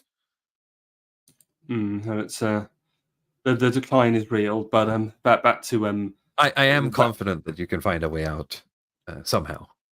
Mhm. Yeah, it's just yeah. But anyway, so Sorry, back I didn't to mean to derail it. no, that's all right. So let's go back to List. So again, I want to talk about his critique of the classical school, the cosmopolitical economy, and to link it back to class. So because he makes this distinction, as you talked about before, about manufacturers and merchants. But so with the middle Yeah, class, he didn't just obviously AA in his model calls them merchants. Well, List thinks of them as manufacturers and merchants, and the yeah. manufacturers are the more useful ones because they actually produce. Where, and as you mentioned, they're like your Henry Fords. They have a sense of noblesse oblige and duty and responsibility It's the towards their workers. Carlylism, the sausage maker, Yes, so Boba Sicken's the sausage maker on the Bobus grand Higgins. scale. Exactly. and Yes. and the idea of the captains of industry, yes, they have. And another example, as Nathan Hood's talked about, is you've got George Cadbury, the founder of the Cadbury's chocolate company, Mhm. because he built a village for his workers called Bourneville. So and again, in contrast, you have merchants, which he says have this entire view of they don't have any loyalty to their country or their Yeah. people. They all they have loyalty to is to themselves, and they just want to, accumulate wealth and nothing else. And yeah, there's actually a particularly savage passage which I shared with you on Twitter earlier about merchants, which I'm going to read now because it's fantastic. Right. Okay, so this is Friedrich List on merchants. So, but the school has exactly reversed this last dictum by adopting as a favourite expression the saying of old Gorney, laissez-faire, laissez-passer, an expression which sounds no less agreeable to robbers, cheats, and thieves than to the merchant, and is on that account rather doubtful as a maxim. This perversity of surrendering the interests of manufacturers and agriculture to the demands of commerce without reservation is a natural consequence of that theory, which everywhere merely takes into consideration present values, but nowhere the powers that produce them, and regards the whole world as but one indivisible republic of merchants. The school does not discern that the merchant may be accomplishing his purpose, vis-a-vis gain of values by exchange, at the expense of the agriculturalists and manufacturers, at the expense of the nation's productive energies, and indeed of its independence. It is all the same to him, and according to the character of his business and cooperation, he needs to not trouble himself by respecting the manner in which the goods imported or exported by him act on the morality, the prosperity, or the power of the nation. He imports poisons as readily as medicines. He enervates whole nations through opium and spirituous liquors. Whether he, by his importations and smugglings, brings occupation and sustenance to hundreds of thousands, or whether they are thereby reduced to beggary, does not signify to him as a man of business, if only his own balance is increased thereby. Then if those who have been reduced to want bread seek to escape the misery in their fatherland by emigrating, he can still obtain profit by the business of arranging their emigration. In the time of war, he provides the enemy with arms and ammunition. He would, if it were possible, sell fields and meadows to foreign countries, and when he had sold the last bit of land, would place himself on board a ship and export himself. So, yeah. He would if it were possible. I mean, that's already happening. I mean, this could have been written today, right? Exactly. But what's also interesting is, in a way, there's almost reverse sort of immigration, because rather than them helping people emigrate, they're helping people immigrate into the country. Well, yes, yeah. Yeah. That is because, you know, it's this indivisible republic of merchants all across the school, or all across the world, right?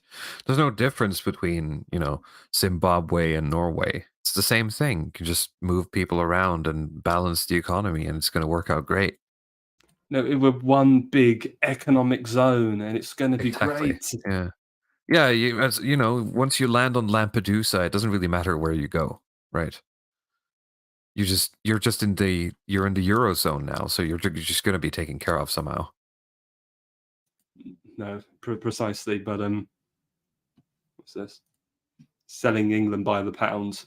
Absolutely. It's interesting because that's the name of an album by Genesis, and they actually got that from in the early 70s. The Labour Party had a manifesto for an election, and it was called "Selling England by the Pound." So I think that was their view of the Tory Party, which I'm not going to disagree with. That is true, especially when you get to like Thatcher in the 80s. It's, you know, and it's actually interesting. I want to talk about Thatcher very briefly because obviously, you know, because I used to be of quite, shall we say, libertarian sympathies, as a lot of people were in our spheres, and I used to be quite pro Thatcher. But let's say I've curbed my enthusiasm for Thatcher quite a bit after doing a lot more reading. And how I've come to see her is, I ultimately think what she was doing was a kind of misguided class interest, because she, if you don't know what was actually of lower middle class background. So her father was a grocery store owner, and they used to live in like the flat above the shop. So she's of quite modest upbringing, and she really loved her childhood and her father's business. And she basically, I think in her mind, wanted to turn all of Britain into that. You know, Napoleon once said of England that England is a nation of shopkeepers.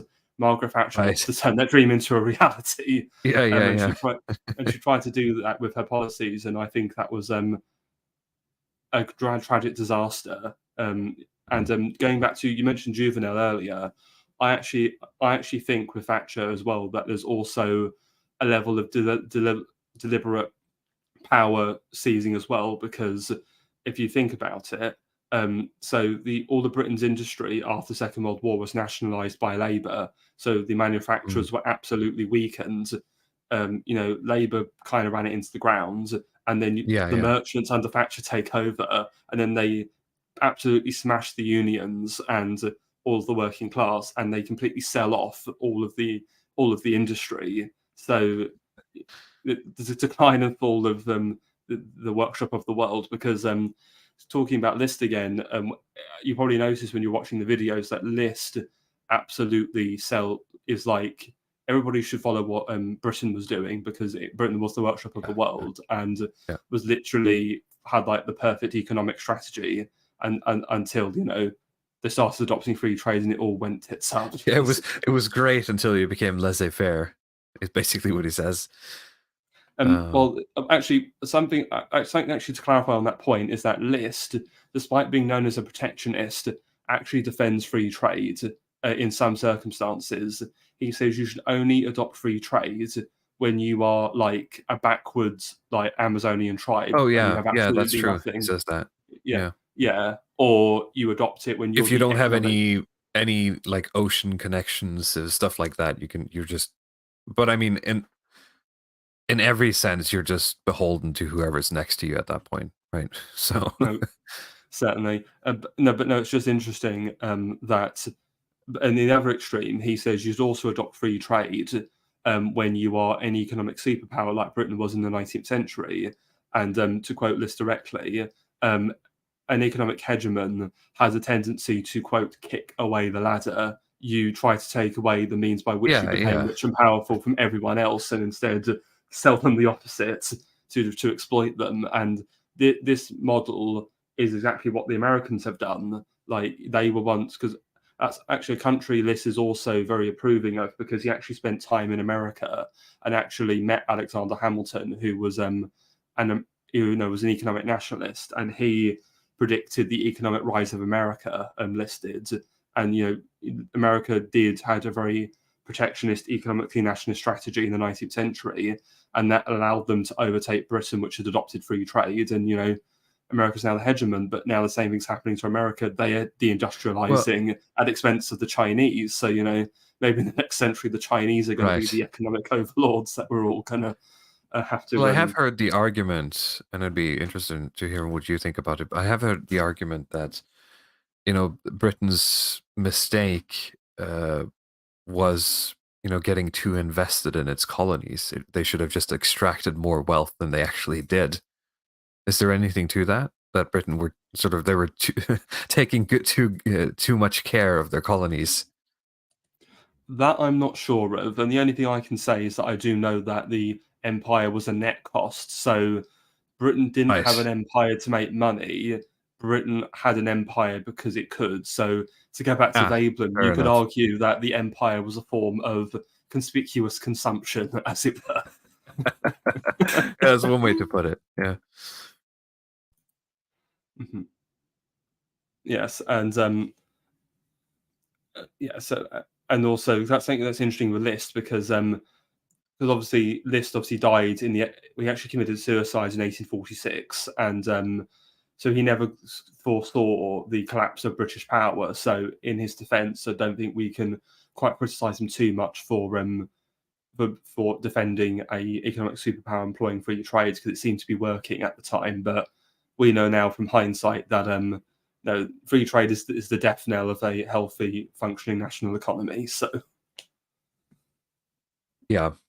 Well, I think there is some critique to level at List on his focus on the nationalism. If you're going to take a stance of, if you're going to say that if you're going to take the capital T tradition stance of saying that the focus on nation and nationalism is a quantity term and a materialistic mode of operating, but if nothing else, his stances are quite sensible. Trade when you can actually afford it, and otherwise keep them out, right?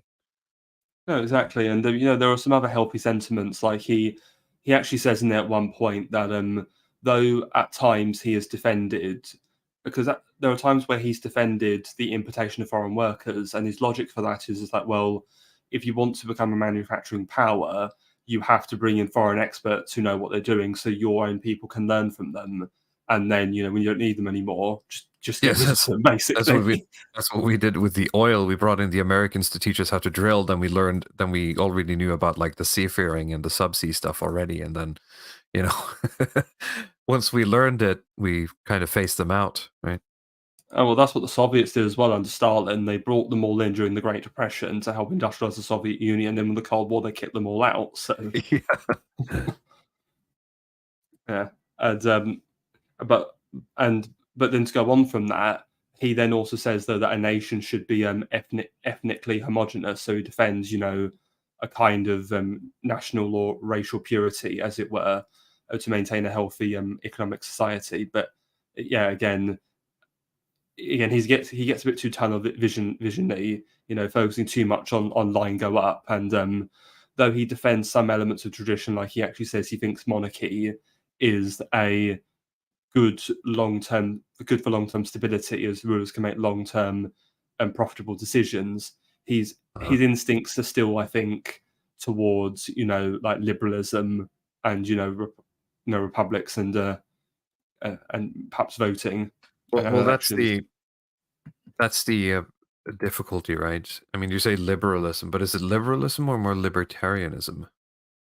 Well, List is certainly not a libertarian, considering his economic nationalism. No, I think Well, libertarians would I'm have had a thinking no, I'm thinking not in the economic terms. I guess he's a general, just a political liberal then.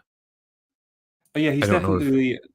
I probably should mention something we were discussing before the stream, but List, I think, fits nicely into a concept you saw in the 19th century of the nationalist liberal, which was a strain of liberalism that was popular in Germany, where it was from, and Austria-Hungary. So the national liberals were people who were basically, liberals. They weren't totalitarians, and they believed in some level of freedom of opinion and freedom of speech and having basic property rights, but they were also very much economic nationalists and were very pro-protectionist. So right. I actually think he influenced them because there's actually a school of economic thought called the historicists, and though List is not a formal member of that school, he's considered a forerunner of the historicists because of his focus of history informing theory and not the other way around. And that's what most of the other historicists did, because they were largely a Germanic and stroke Austrian school. And other famous members of them include people like Werner Sombart or that we've been talking about warriors and merchants, but Joseph Schumpeter Yeah. as well was a historicist, and AA's talked a lot about his views of the different castes in society. I have his. It's on my reading list. I have it downstairs. The what's the name of it? The Schumpeter Capitalism, Economics. Socialism, and Democracy. Yes, capitalism, socialism, and democracy. Yeah, I haven't gotten to Um, it yet, but I I will. want, I want, I want to read it, especially more now of what AA's discussed and the fact I know he was a historicist. So, but Oh, yeah, has he talked to? Yeah. yeah, I'll have to get to that at some point. I've got so many other books to read. Yeah, there's a lot of books and not very much time, unfortunately. Certainly, and so just to go back to the merchant middle class question again. So with List, what we're essentially seeing is the middle class aren't entirely unmerited and uncredited. It's just some elements of them are more subversive than others, and you have to be careful and to strike a balance, as it were. Right. Well, I mean, there's Because certainly something to be said for that. Yeah. yeah, because with It's his, that kind of weird thing about because you said earlier that uh, you don't see yourself as a libertarian anymore, and I could certainly relate to that. But in a way, I still it's that thing where the libertarianism that a lot of the theorists propose have a set of presuppositions that we are just so far from. So it's that thing where I'd like to be libertarian, and I guess in a sense I already am and will always be to a certain extent, but the focus has shifted to more like how do we create the I guess the basis for which something like that can grow again, right? that's fair enough, and I know some people in And if our that's sphere. monarchy, then well, there certainly are arguments that true liberalism in the libertarian sense can only be achieved under monarchy. Oh yes, the good old Hermann Hopper argument. For example. I have read that, and that was a very interesting read. Though I don't quite agree with him on everything, but physical removal is absolutely based as a concept. It's that, and it's what's his name? I've referred to him before. Erich Ritter von Knolf-Lejeune. That's a very difficult. Yeah, he also has a libertarian critique of democracy, I think. Yeah, I know Radlib has shielded him quite a lot. Yeah. That's very much. It's hard to get that book, I think, but it's very much a worthwhile read. Well, there's two I'm familiar with. I think it's Liberty or Equality is one. Yeah, that's the one I got. Yeah. Yeah. And there's also one, I think it's like Leftism from Dissard to the present day. Oh, okay. I haven't read that, no. Yeah. Well, all I'm saying is that I'm not going to call myself a libertarian, but I can understand I can understand wanting to live in that world, and I respect it. I just don't see how we're going to get there from nothing. And there are some people who are working on very interesting things in order to sort of create that fertile ground. And I wish them all the best, I guess. No, absolutely. And one last thing I kind of want to go over on this before we move on is I want to read his scathing critique of Jean-Baptiste Say, because this kind of goes back to the whole merchant thing. So, one moment.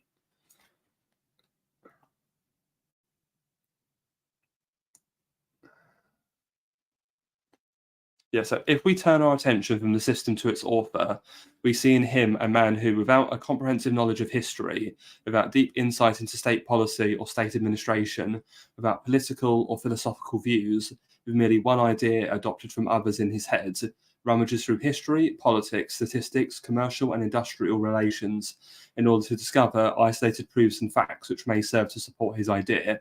If anyone will read his remarks on the navigation laws, the Methuen Treaty, the system of Colbert, the Eden Treaty, and etc., he will find this judgment confirmed. It does not suit him to follow out connectedly the commercial and industrial history of nations. That nations have become rich and mighty under protective tariffs, he admits. Only in his opinion, they became so in spite of that system and not in consequence of it. And he requires that we should believe that conclusion on his word alone. He maintains that the Dutch were induced to trade directly with the East Indies because Philip II forbade them to enter the harbour of Portugal, and though the protective system would justify that prohibition, as though the Dutch would not have found their way to the East Indies without it, with statistics and politics, Monsieur Say is as dissatisfied as with history, and with the former because no doubt they produce the inconvenient facts which he says have so proved contradictory of his system, with the latter because he understood nothing at all of it. He cannot desist from his warnings against the pitfalls into which statistical facts may mislead us, or from reminding us that politics have nothing to do with political economy, which sounds about as wise as if anyone were to maintain that pewter must not be taken into account in the consideration of a pewter platter. First, a merchant, then a manufacturer, then an unsuccessful politician, Say laid hold of political economy, just as a man grasps at some new undertaking when the old one cannot go any longer. We have his own confession on record that he stood in doubt at first whether he should advocate the so-called mercantile system or the system of free trade, hatred of the continental system of Napoleon, which had ruined his manufactory, and against the author of it who had turned him out of the magistracy, determined him to espouse the cause of absolute freedom of trade. The term freedom, in whatever connection it is used, has for 50 years been exercised a magical influence in France. Hence it happened that Say, under the Empire, as well as under the Restoration, belonged to the opposition, and that he incessantly advocated economy. Thus his writings became popular for quite other reasons than what they contained.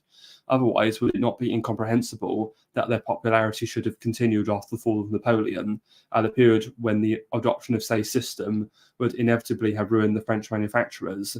His firm adherence to the cosmopolitical principle under such circumstances proves how little political insight the man had. How little he knew the world is shown by his firm belief in the cosmopolitical tendencies of Canning and Huskisson. One thing only was lacking to his fame, that neither Louis XVIII nor Charles X made him Minister of Commerce and of Finance. In that case, history would have coupled his name with that of Colbert. The one is the creator of national industry, the other is its destroyer. So yeah, Jean-Baptiste Say BTFO. I didn't like him. No. No, absolutely not. I mean, when it comes to classical economists, List kind of, though he's critical of Adam Smith, he's like, well, Smith is still the founder of modern economics, so he's still there's still some respect I have to have for him. But say, I fuck don't that like guy. him, but I can't really deny him. Yeah, no, but like Say he's like, no, fuck that guy.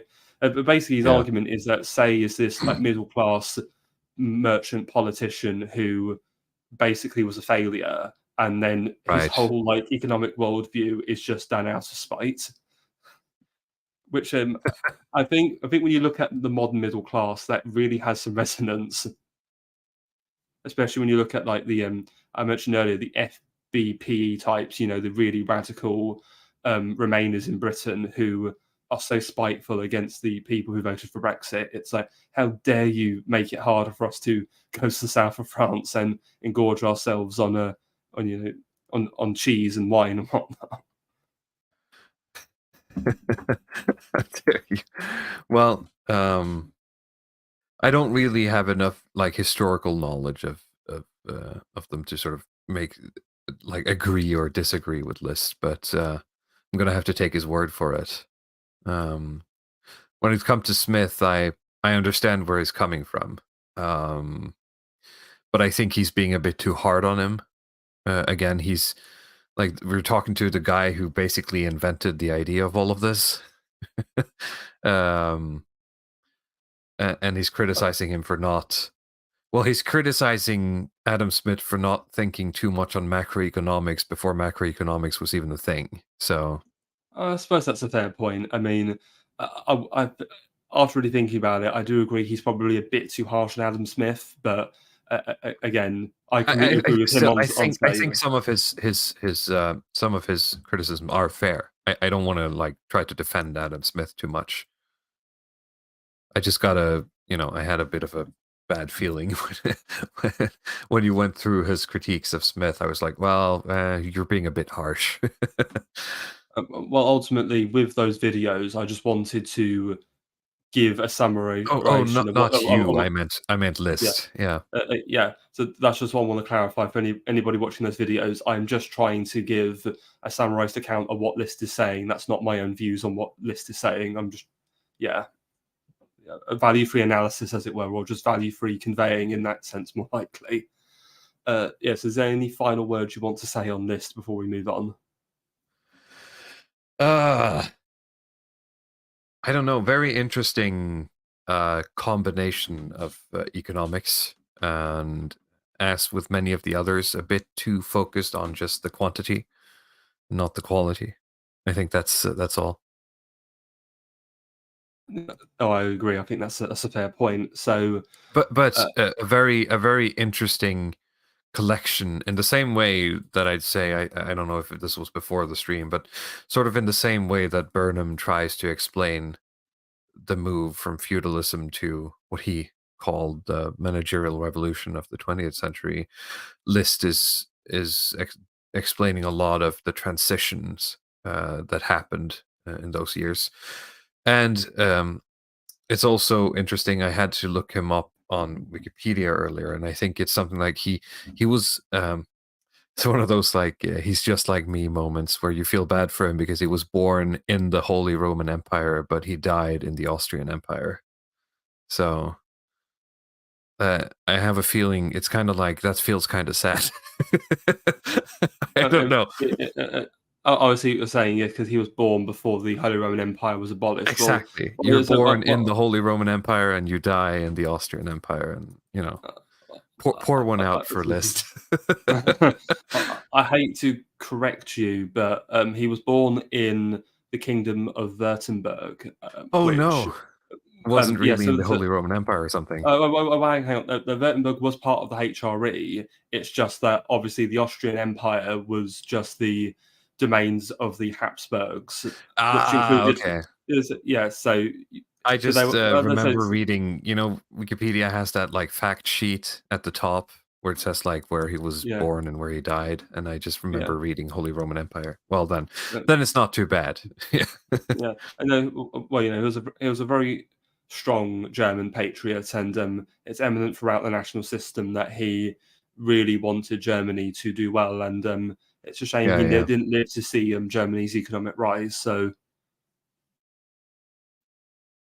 Yes. yeah, so the final person I wanted to talk about was I wanted to go over James Burnham, and so Burnham, obviously, as we mentioned, is very much informed a lot by Marx, and but where he differs in his classic The Managerial Revolution is that he believes that instead of the proletariat replacing the bourgeoisie have been replaced by a managerial class, and what I want to Yes. do is there's a segment of the Managerial Revolution. It's a chapter called "Who Are the Managers?" and he's kind of come up with like his own typography, I think, or typology of the Mm. different types of managers. So I just wanted Yes. to. One moment. I just have to adjust some technical stuff here. Okay,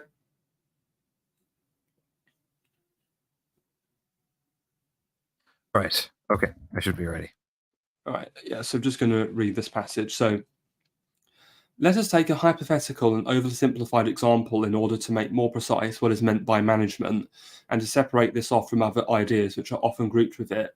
We will let our example be an imaginary automobile company. In connection with the ownership, control, and management situation in relation to this company, we may distinguish the following four groups. 1. Certain individuals, the operating executives, production managers, plant superintendents, and their associates, have charge of the actual technical process of producing. It is their job to organize the materials, tools, machines, plant facilities, equipment, and labor in such a way as to turn out the automobiles. These are the individuals whom I call the managers. It should be observed that the area of production which any group of them manages is most variable. It may be a single small factory or mine, or a single department within a factory, or it may be a large number of factories, mines, railroads, and so on. As in the case of the chief managers of the great United States corporations, in theory, the area could be extended to cover an entire irrelated branch of industry: automobiles, mines, utilities, railroads, whatever it might be, or most, or even all of the entire mechanism of production. In practice, in the United States, at present, however, there do not exist managers in this sense for whole branches of industry, with possible one or two exceptions, much less for a major portion of all of industry as a whole.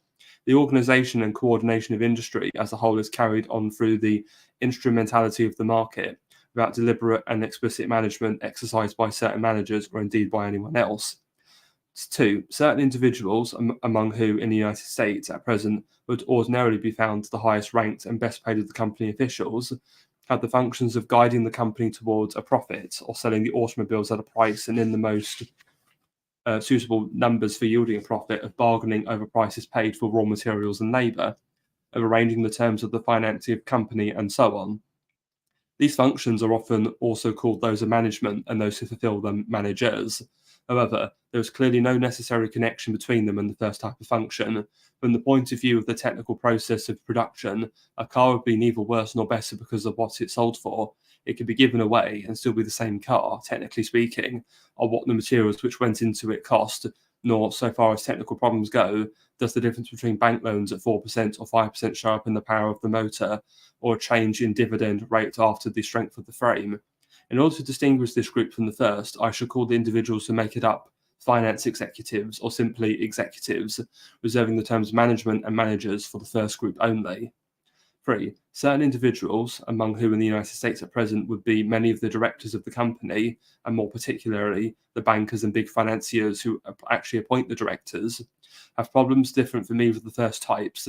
Their direct concern is not, or not need not be, either the technical process of production or even the profit of the particular company. Through holding companies, interlocking directorates, banks, and other devices, they are interested in the financial aspects not merely of this automobile company, but of many other companies and many market operations. They may wish to unite this company with others in order to perhaps to sell a stock or bond issue to the public, independently of the effect of the merger or the technical process of production or on the profits of our original company. They may want, for tax or speculative or other reasons, to lower the profit of this company, and could do so by, for example, raising prices charged by the supply companies which they also were interested in. They may want to put some competitors out of business or implement politics or inflate prices, and any such aims might be altogether independent of the requirements of production or profit in the particular automobile company. Any number of variants is possible. I should call this third group the finance capitalists. Finally, there are certain individuals, a comparatively large number as a rule in the United States at present, who own in their names stock certificates in their automobile company, who are formally and legally the owners of our company. In fact, however, the great bulk of them, comprising in sum the legal owners of the substantial majority of the stock of the company, have an entirely passive relationship to the company. The only right they possess with reference to the company is to receive, as against those who do not have stock certificates registered in their names, money in the form of dividends when on occasion dividends are declared by the directors. This fourfold separation into managers, executives, finance capitalists, and stockholders is in reality a separation of function of four of the types of relation in which it is possible to stand towards a certain section of the instruments of production. It is theoretically possible, therefore, that one and the same individual or one and the same group of individuals should perform all four of these functions, should stand in all four of these relations to the instruments of production in question. In our hypothetical case, the tangible assets of the automobile company, that is, one and the same individual, Henry Ford, as of some years ago, was a late and favourite example, or group of individuals who can manage the production of the company, direct its policies so as to make a profit, integrate its activities in relation to the banks and to other companies, if such were in question, and be the sole stockholder of the company. Not only is such an identity possible, until comparatively recently, it was normally the case. So any comment you want to make on that sort of summary of the different types of manager he outlines? I think it's a pretty good good outline. Although I would say that the first group, in my mind, is the least problematic one. Yeah, the day-to-day managers. But what I find Yes, interesting is you could almost take List's distinction of manufacturers and merchants and kind of segue them into this grouping, because the finance right. capitalists are the merchants, Yeah, whereas the executives and the managers are, you could easily say, manufacturers. Yeah, are the manufacturers, and then you've got exactly. Yeah, the stockholders are like, your mass, as it were, your commoner, yeah. who have a passive relationship to it all. Mhm. So in a way, the managerial revolution, for a time at least, concentrated the manufacturers and the merchants together into one sort of superstructure One and class, class. as it Yeah, were. yeah. Hmm. And you almost see that weirdly enough in the private equity business is sort of like the perfect uh, sort of creature born from this. I'm not sure if you're familiar with it. I'm not, no. So what private equity companies do, at least mostly in the U.S. probably, but there are some who I think there are some in the UK as well. Uh, they trade in companies, right? But they trade um, in buying up companies and then having a uh, what should you call it, horizon of 5, 7, maybe 10 years at most, and they usually buy up with the idea of sort of turning the companies around as the happy version of the story, right? But it is an utter sort of managerial takeover of the company to try to turn it into churning out profit to sell it for profit, right? Which absolutely tends to gut the company itself and the people who work there by This is implementing fascinating. practices that are not sustainable longer than what it takes to sell it, right? Oh, this is interesting because years ago I had to do work experience in a liquidator firm, and obviously what they do this precise thing. They have to manage the liquidation of failed businesses. So again, just I'm thinking, going back to Thatcher, the difference is that with Thatcher, these were state assets you're liquidating as opposed to private firms, but Right. it still Yeah. leads to a lot of human misery, as it were. So, Yeah, that's the thing, right? You're and again, I think the word managerial takeover is better than private equity because that's almost what it is. And you find that phenomenon other places in the world where I think uh,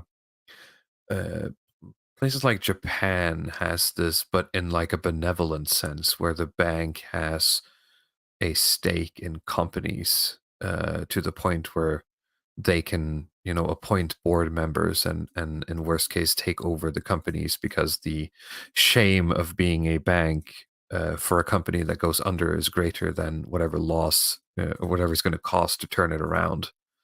So that's the other sort of benevolent side of what private equity can do. I mean, in the US, most private equity seems to be a much more predatory than that. No, absolutely, and and and and especially it's what doctors complain about, I think, in the in the health industry in the US. The private equity fucks with their ability to actually provide medical care. not good, not good. Yeah, that was the main thing I really wanted to do with Burnham is this idea that the middle classes have sort of been transmogrified from the old bourgeois into the modern corporate managers, and as AA has elucidated, you know, as well, there's this modern concept called the revolving door, where these public private officials can just move between the two spaces willy nilly. It's almost like there's no public private Yeah, distinction yeah, anymore. yeah. You Or spend 4 years in office, and then you go to some, you work for the Tony Blair Institute for 4 years, and then you're back in office, and then right. yeah, yeah. Speaking of Blair, it's his much beloved public-private partnership. Oh yes, yeah. Mm. And speaking of Blair, I kind of want to now talk a bit about sort of modern technocracy, because obviously we've talked up to now about the middle class being very materially inclined, but when looking at the modern managers and technocracy, we've kind of come to see a much more of them, dare I say, a priestly element, where they're much more Mhm. ideological now and less concerned with profit. Like was it like Larry Fink of BlackRock? Yeah, If yeah. you're going to burn fossil fuels, we're gonna cut your source of funds off from you. So Yeah, we'll see if they can sustain it. I mean, that's the whole debate about putting the woke away. But there's certainly an element of it, right? They feel like they owe something to the world, and an interesting take, I think, is Dan Tubb of Lotus Eaters. Um, I've heard a lecture by him talking about how um, sort of the technocracy of the Klaus Schwabian types, right, is akin to feudal lords noticing the rise of the merchants and sort of trying to reconfigure future society to work in a way where they're going to still be on top, because otherwise they're just going to be left behind, right? it's power looking to eliminate rival castles, to Exactly. mention Yeah. Juvenile again. So I mean, obviously at the expense of everyone else. mm, Unfortunately, yeah. no, as de Juvenel said, it's ultimately it is all the severing of all bonds linking man from man, and there's nothing left but Yeah. our common bondage to the states. The extremes of individualism and socialism meets. That was their predestined course. Right. Yes. One of the most profound and Precisely. blackpilling things I've ever read in my life. So. Yeah. I don't know if I have any more to say. It's getting late here, so I'm sorry. My brain is getting slightly fried. No, that's understandable. And obviously, we've talked about Blair and Thatcher, and again, it's just interesting because as I said, Thatcher was a representative of that old sort of middle class spirit, and it's interesting how Blair basically locked everything she did in place. The only things of hers she reversed was the section 27, 28 stuff, the anti-gay stuff, and Yeah. but all of the privatization that the Tories did, he completely locked in and just went on board with. And also to bring things a bit closer to home for you, Walrus, but obviously Norway has had its own version of Tony Blair, the Jens Stoltenberg, your former prime Ah, minister and current I'm secretary glad. general of NATO. I'm Because I glad was you've reading, noticed. Yeah.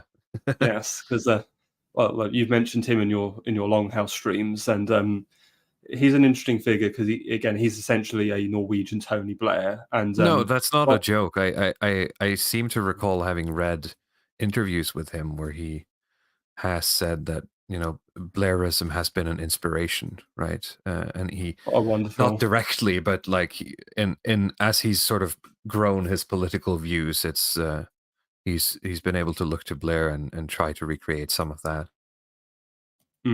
But one thing that's different is that I suppose because he's known because he was a Labour prime minister, wasn't he? So obviously, so Yes, ostensibly speaking, of the left, but he's responsible for some of the largest privatizations in it's Norway's history. yeah. There's obvious sort of parallels between him and Blair, and it goes to some, let's say, the EU question as well, or even the NATO question, but the EU question specifically.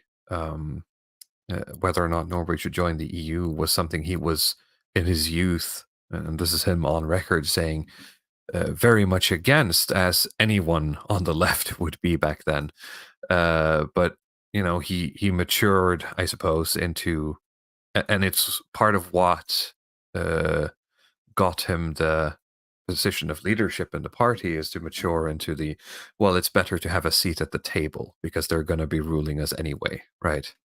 And that has been a lot of his um, mantra, I suppose, with a lot of this.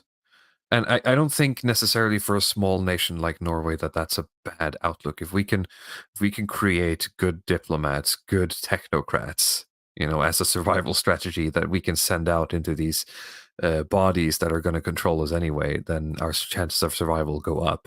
But I don't think that's the angle he's taking. I think he's a true believer. No, I agree, and it's interesting because I started to look into his family background, and his father was also a Norwegian politician. I think he actually was the foreign minister at one point, and Yeah, he was I, quite big in his time.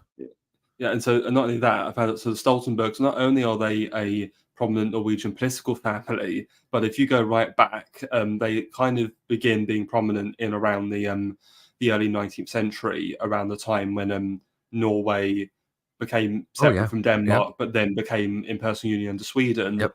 Stoltenberg's ancestor, the Stoltenberg family, um, unsurprisingly, guess what origin they're of? They're of a merchant origin. So I just Obviously, find, yeah.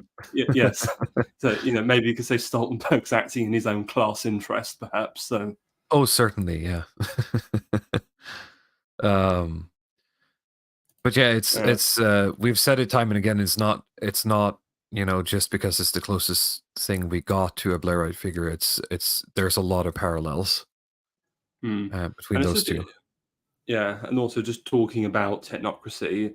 I kind of want to pivot over to Russia for a bit because Putin is very much, I think, a bit of a technocrat as well, though he's a technocrat who is not afraid to use force if necessary. And he's also someone that a lot of the Blairite figures actually wanted to work with, like Blair himself. And what's also interesting is, how familiar are you with Gerhard Schroeder, the former German Chancellor?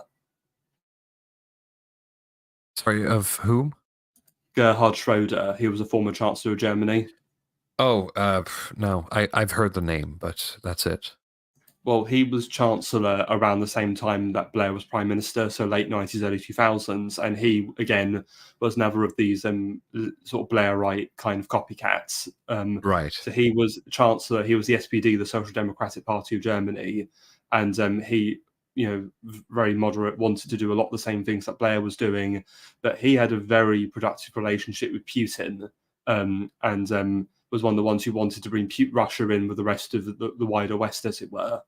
And what's interesting is, despite the direction Russia's gone and the subsequent falling out, Schroeder has actually still maintained pretty good ties with Putin. And in fact, he's actually been to like several Russian state events, even after being the Chancellor of Germany. And with everything that's gone on, he's actually been.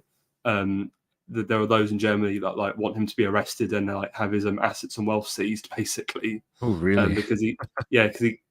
So it's just interesting that you've got like Blair and Stoltenberg, but on the other hand, you've got people like Schroeder or Putin, who, though are technocratic, they seem to be more willing to act in their national interest, because I Hmm. can see why he wanted to pal up with Putin, because Germany's got industry, but they don't have any fuel. They need that Russian Yeah, fuel to yeah, get their industry going. So it was perfectly sensible.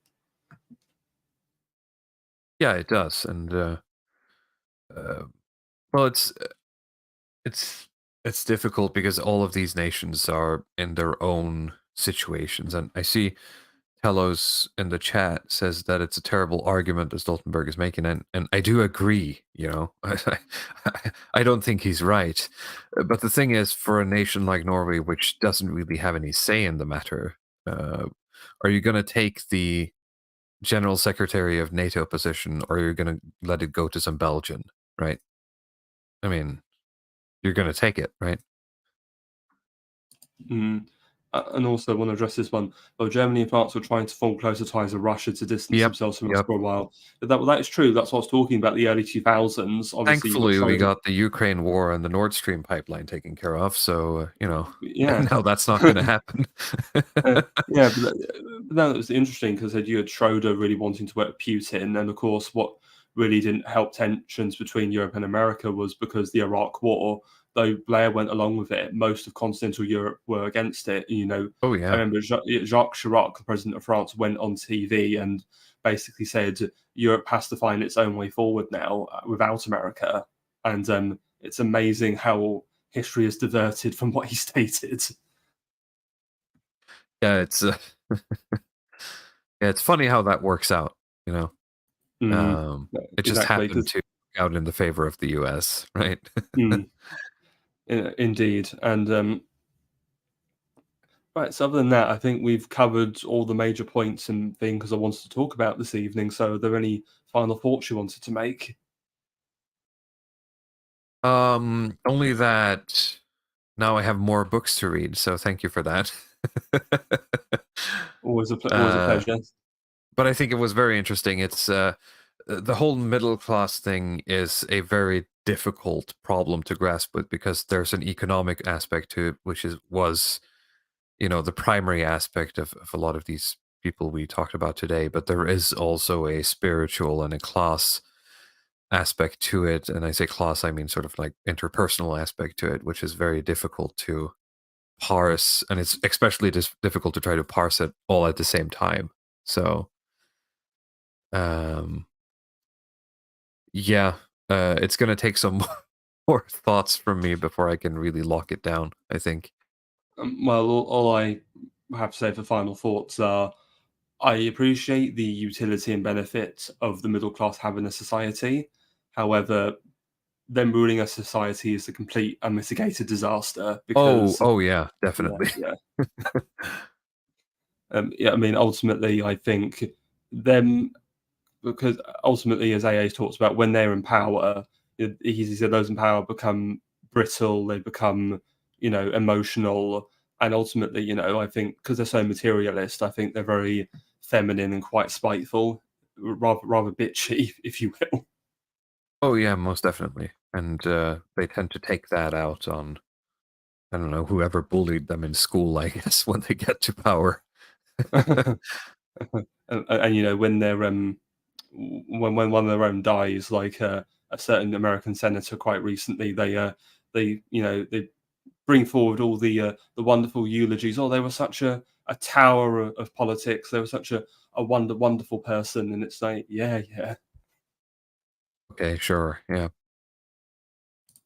Well, no, it's horrible, and it's especially in the sense that how easily it becomes apparent that they just hate you, right? And I say hate, they really hate you in like an actual real way, where if they could get away with murder and not have to bloody their hands, they would do it in an instant. I mean, what's that meme Oren shares? It's like they hate you. They want your kids like dead and raped or something. It's like right, yeah. Something like that. I think is that an old like Sam Hyde quote or something? Maybe, I'm not sure. But yes, my point is their hatred is very, very strong, even though they might not know it themselves, and that is something that should be, well, not feared necessarily, but at least respected, as you would respect respect a what you call like a loose wire. You respect electricity, right? Well, maybe you could think of it like, it's a dying animal that thrashes and wails. Oh yeah, that's better. Yeah. I got a bit lost in translating translating some colloquialisms.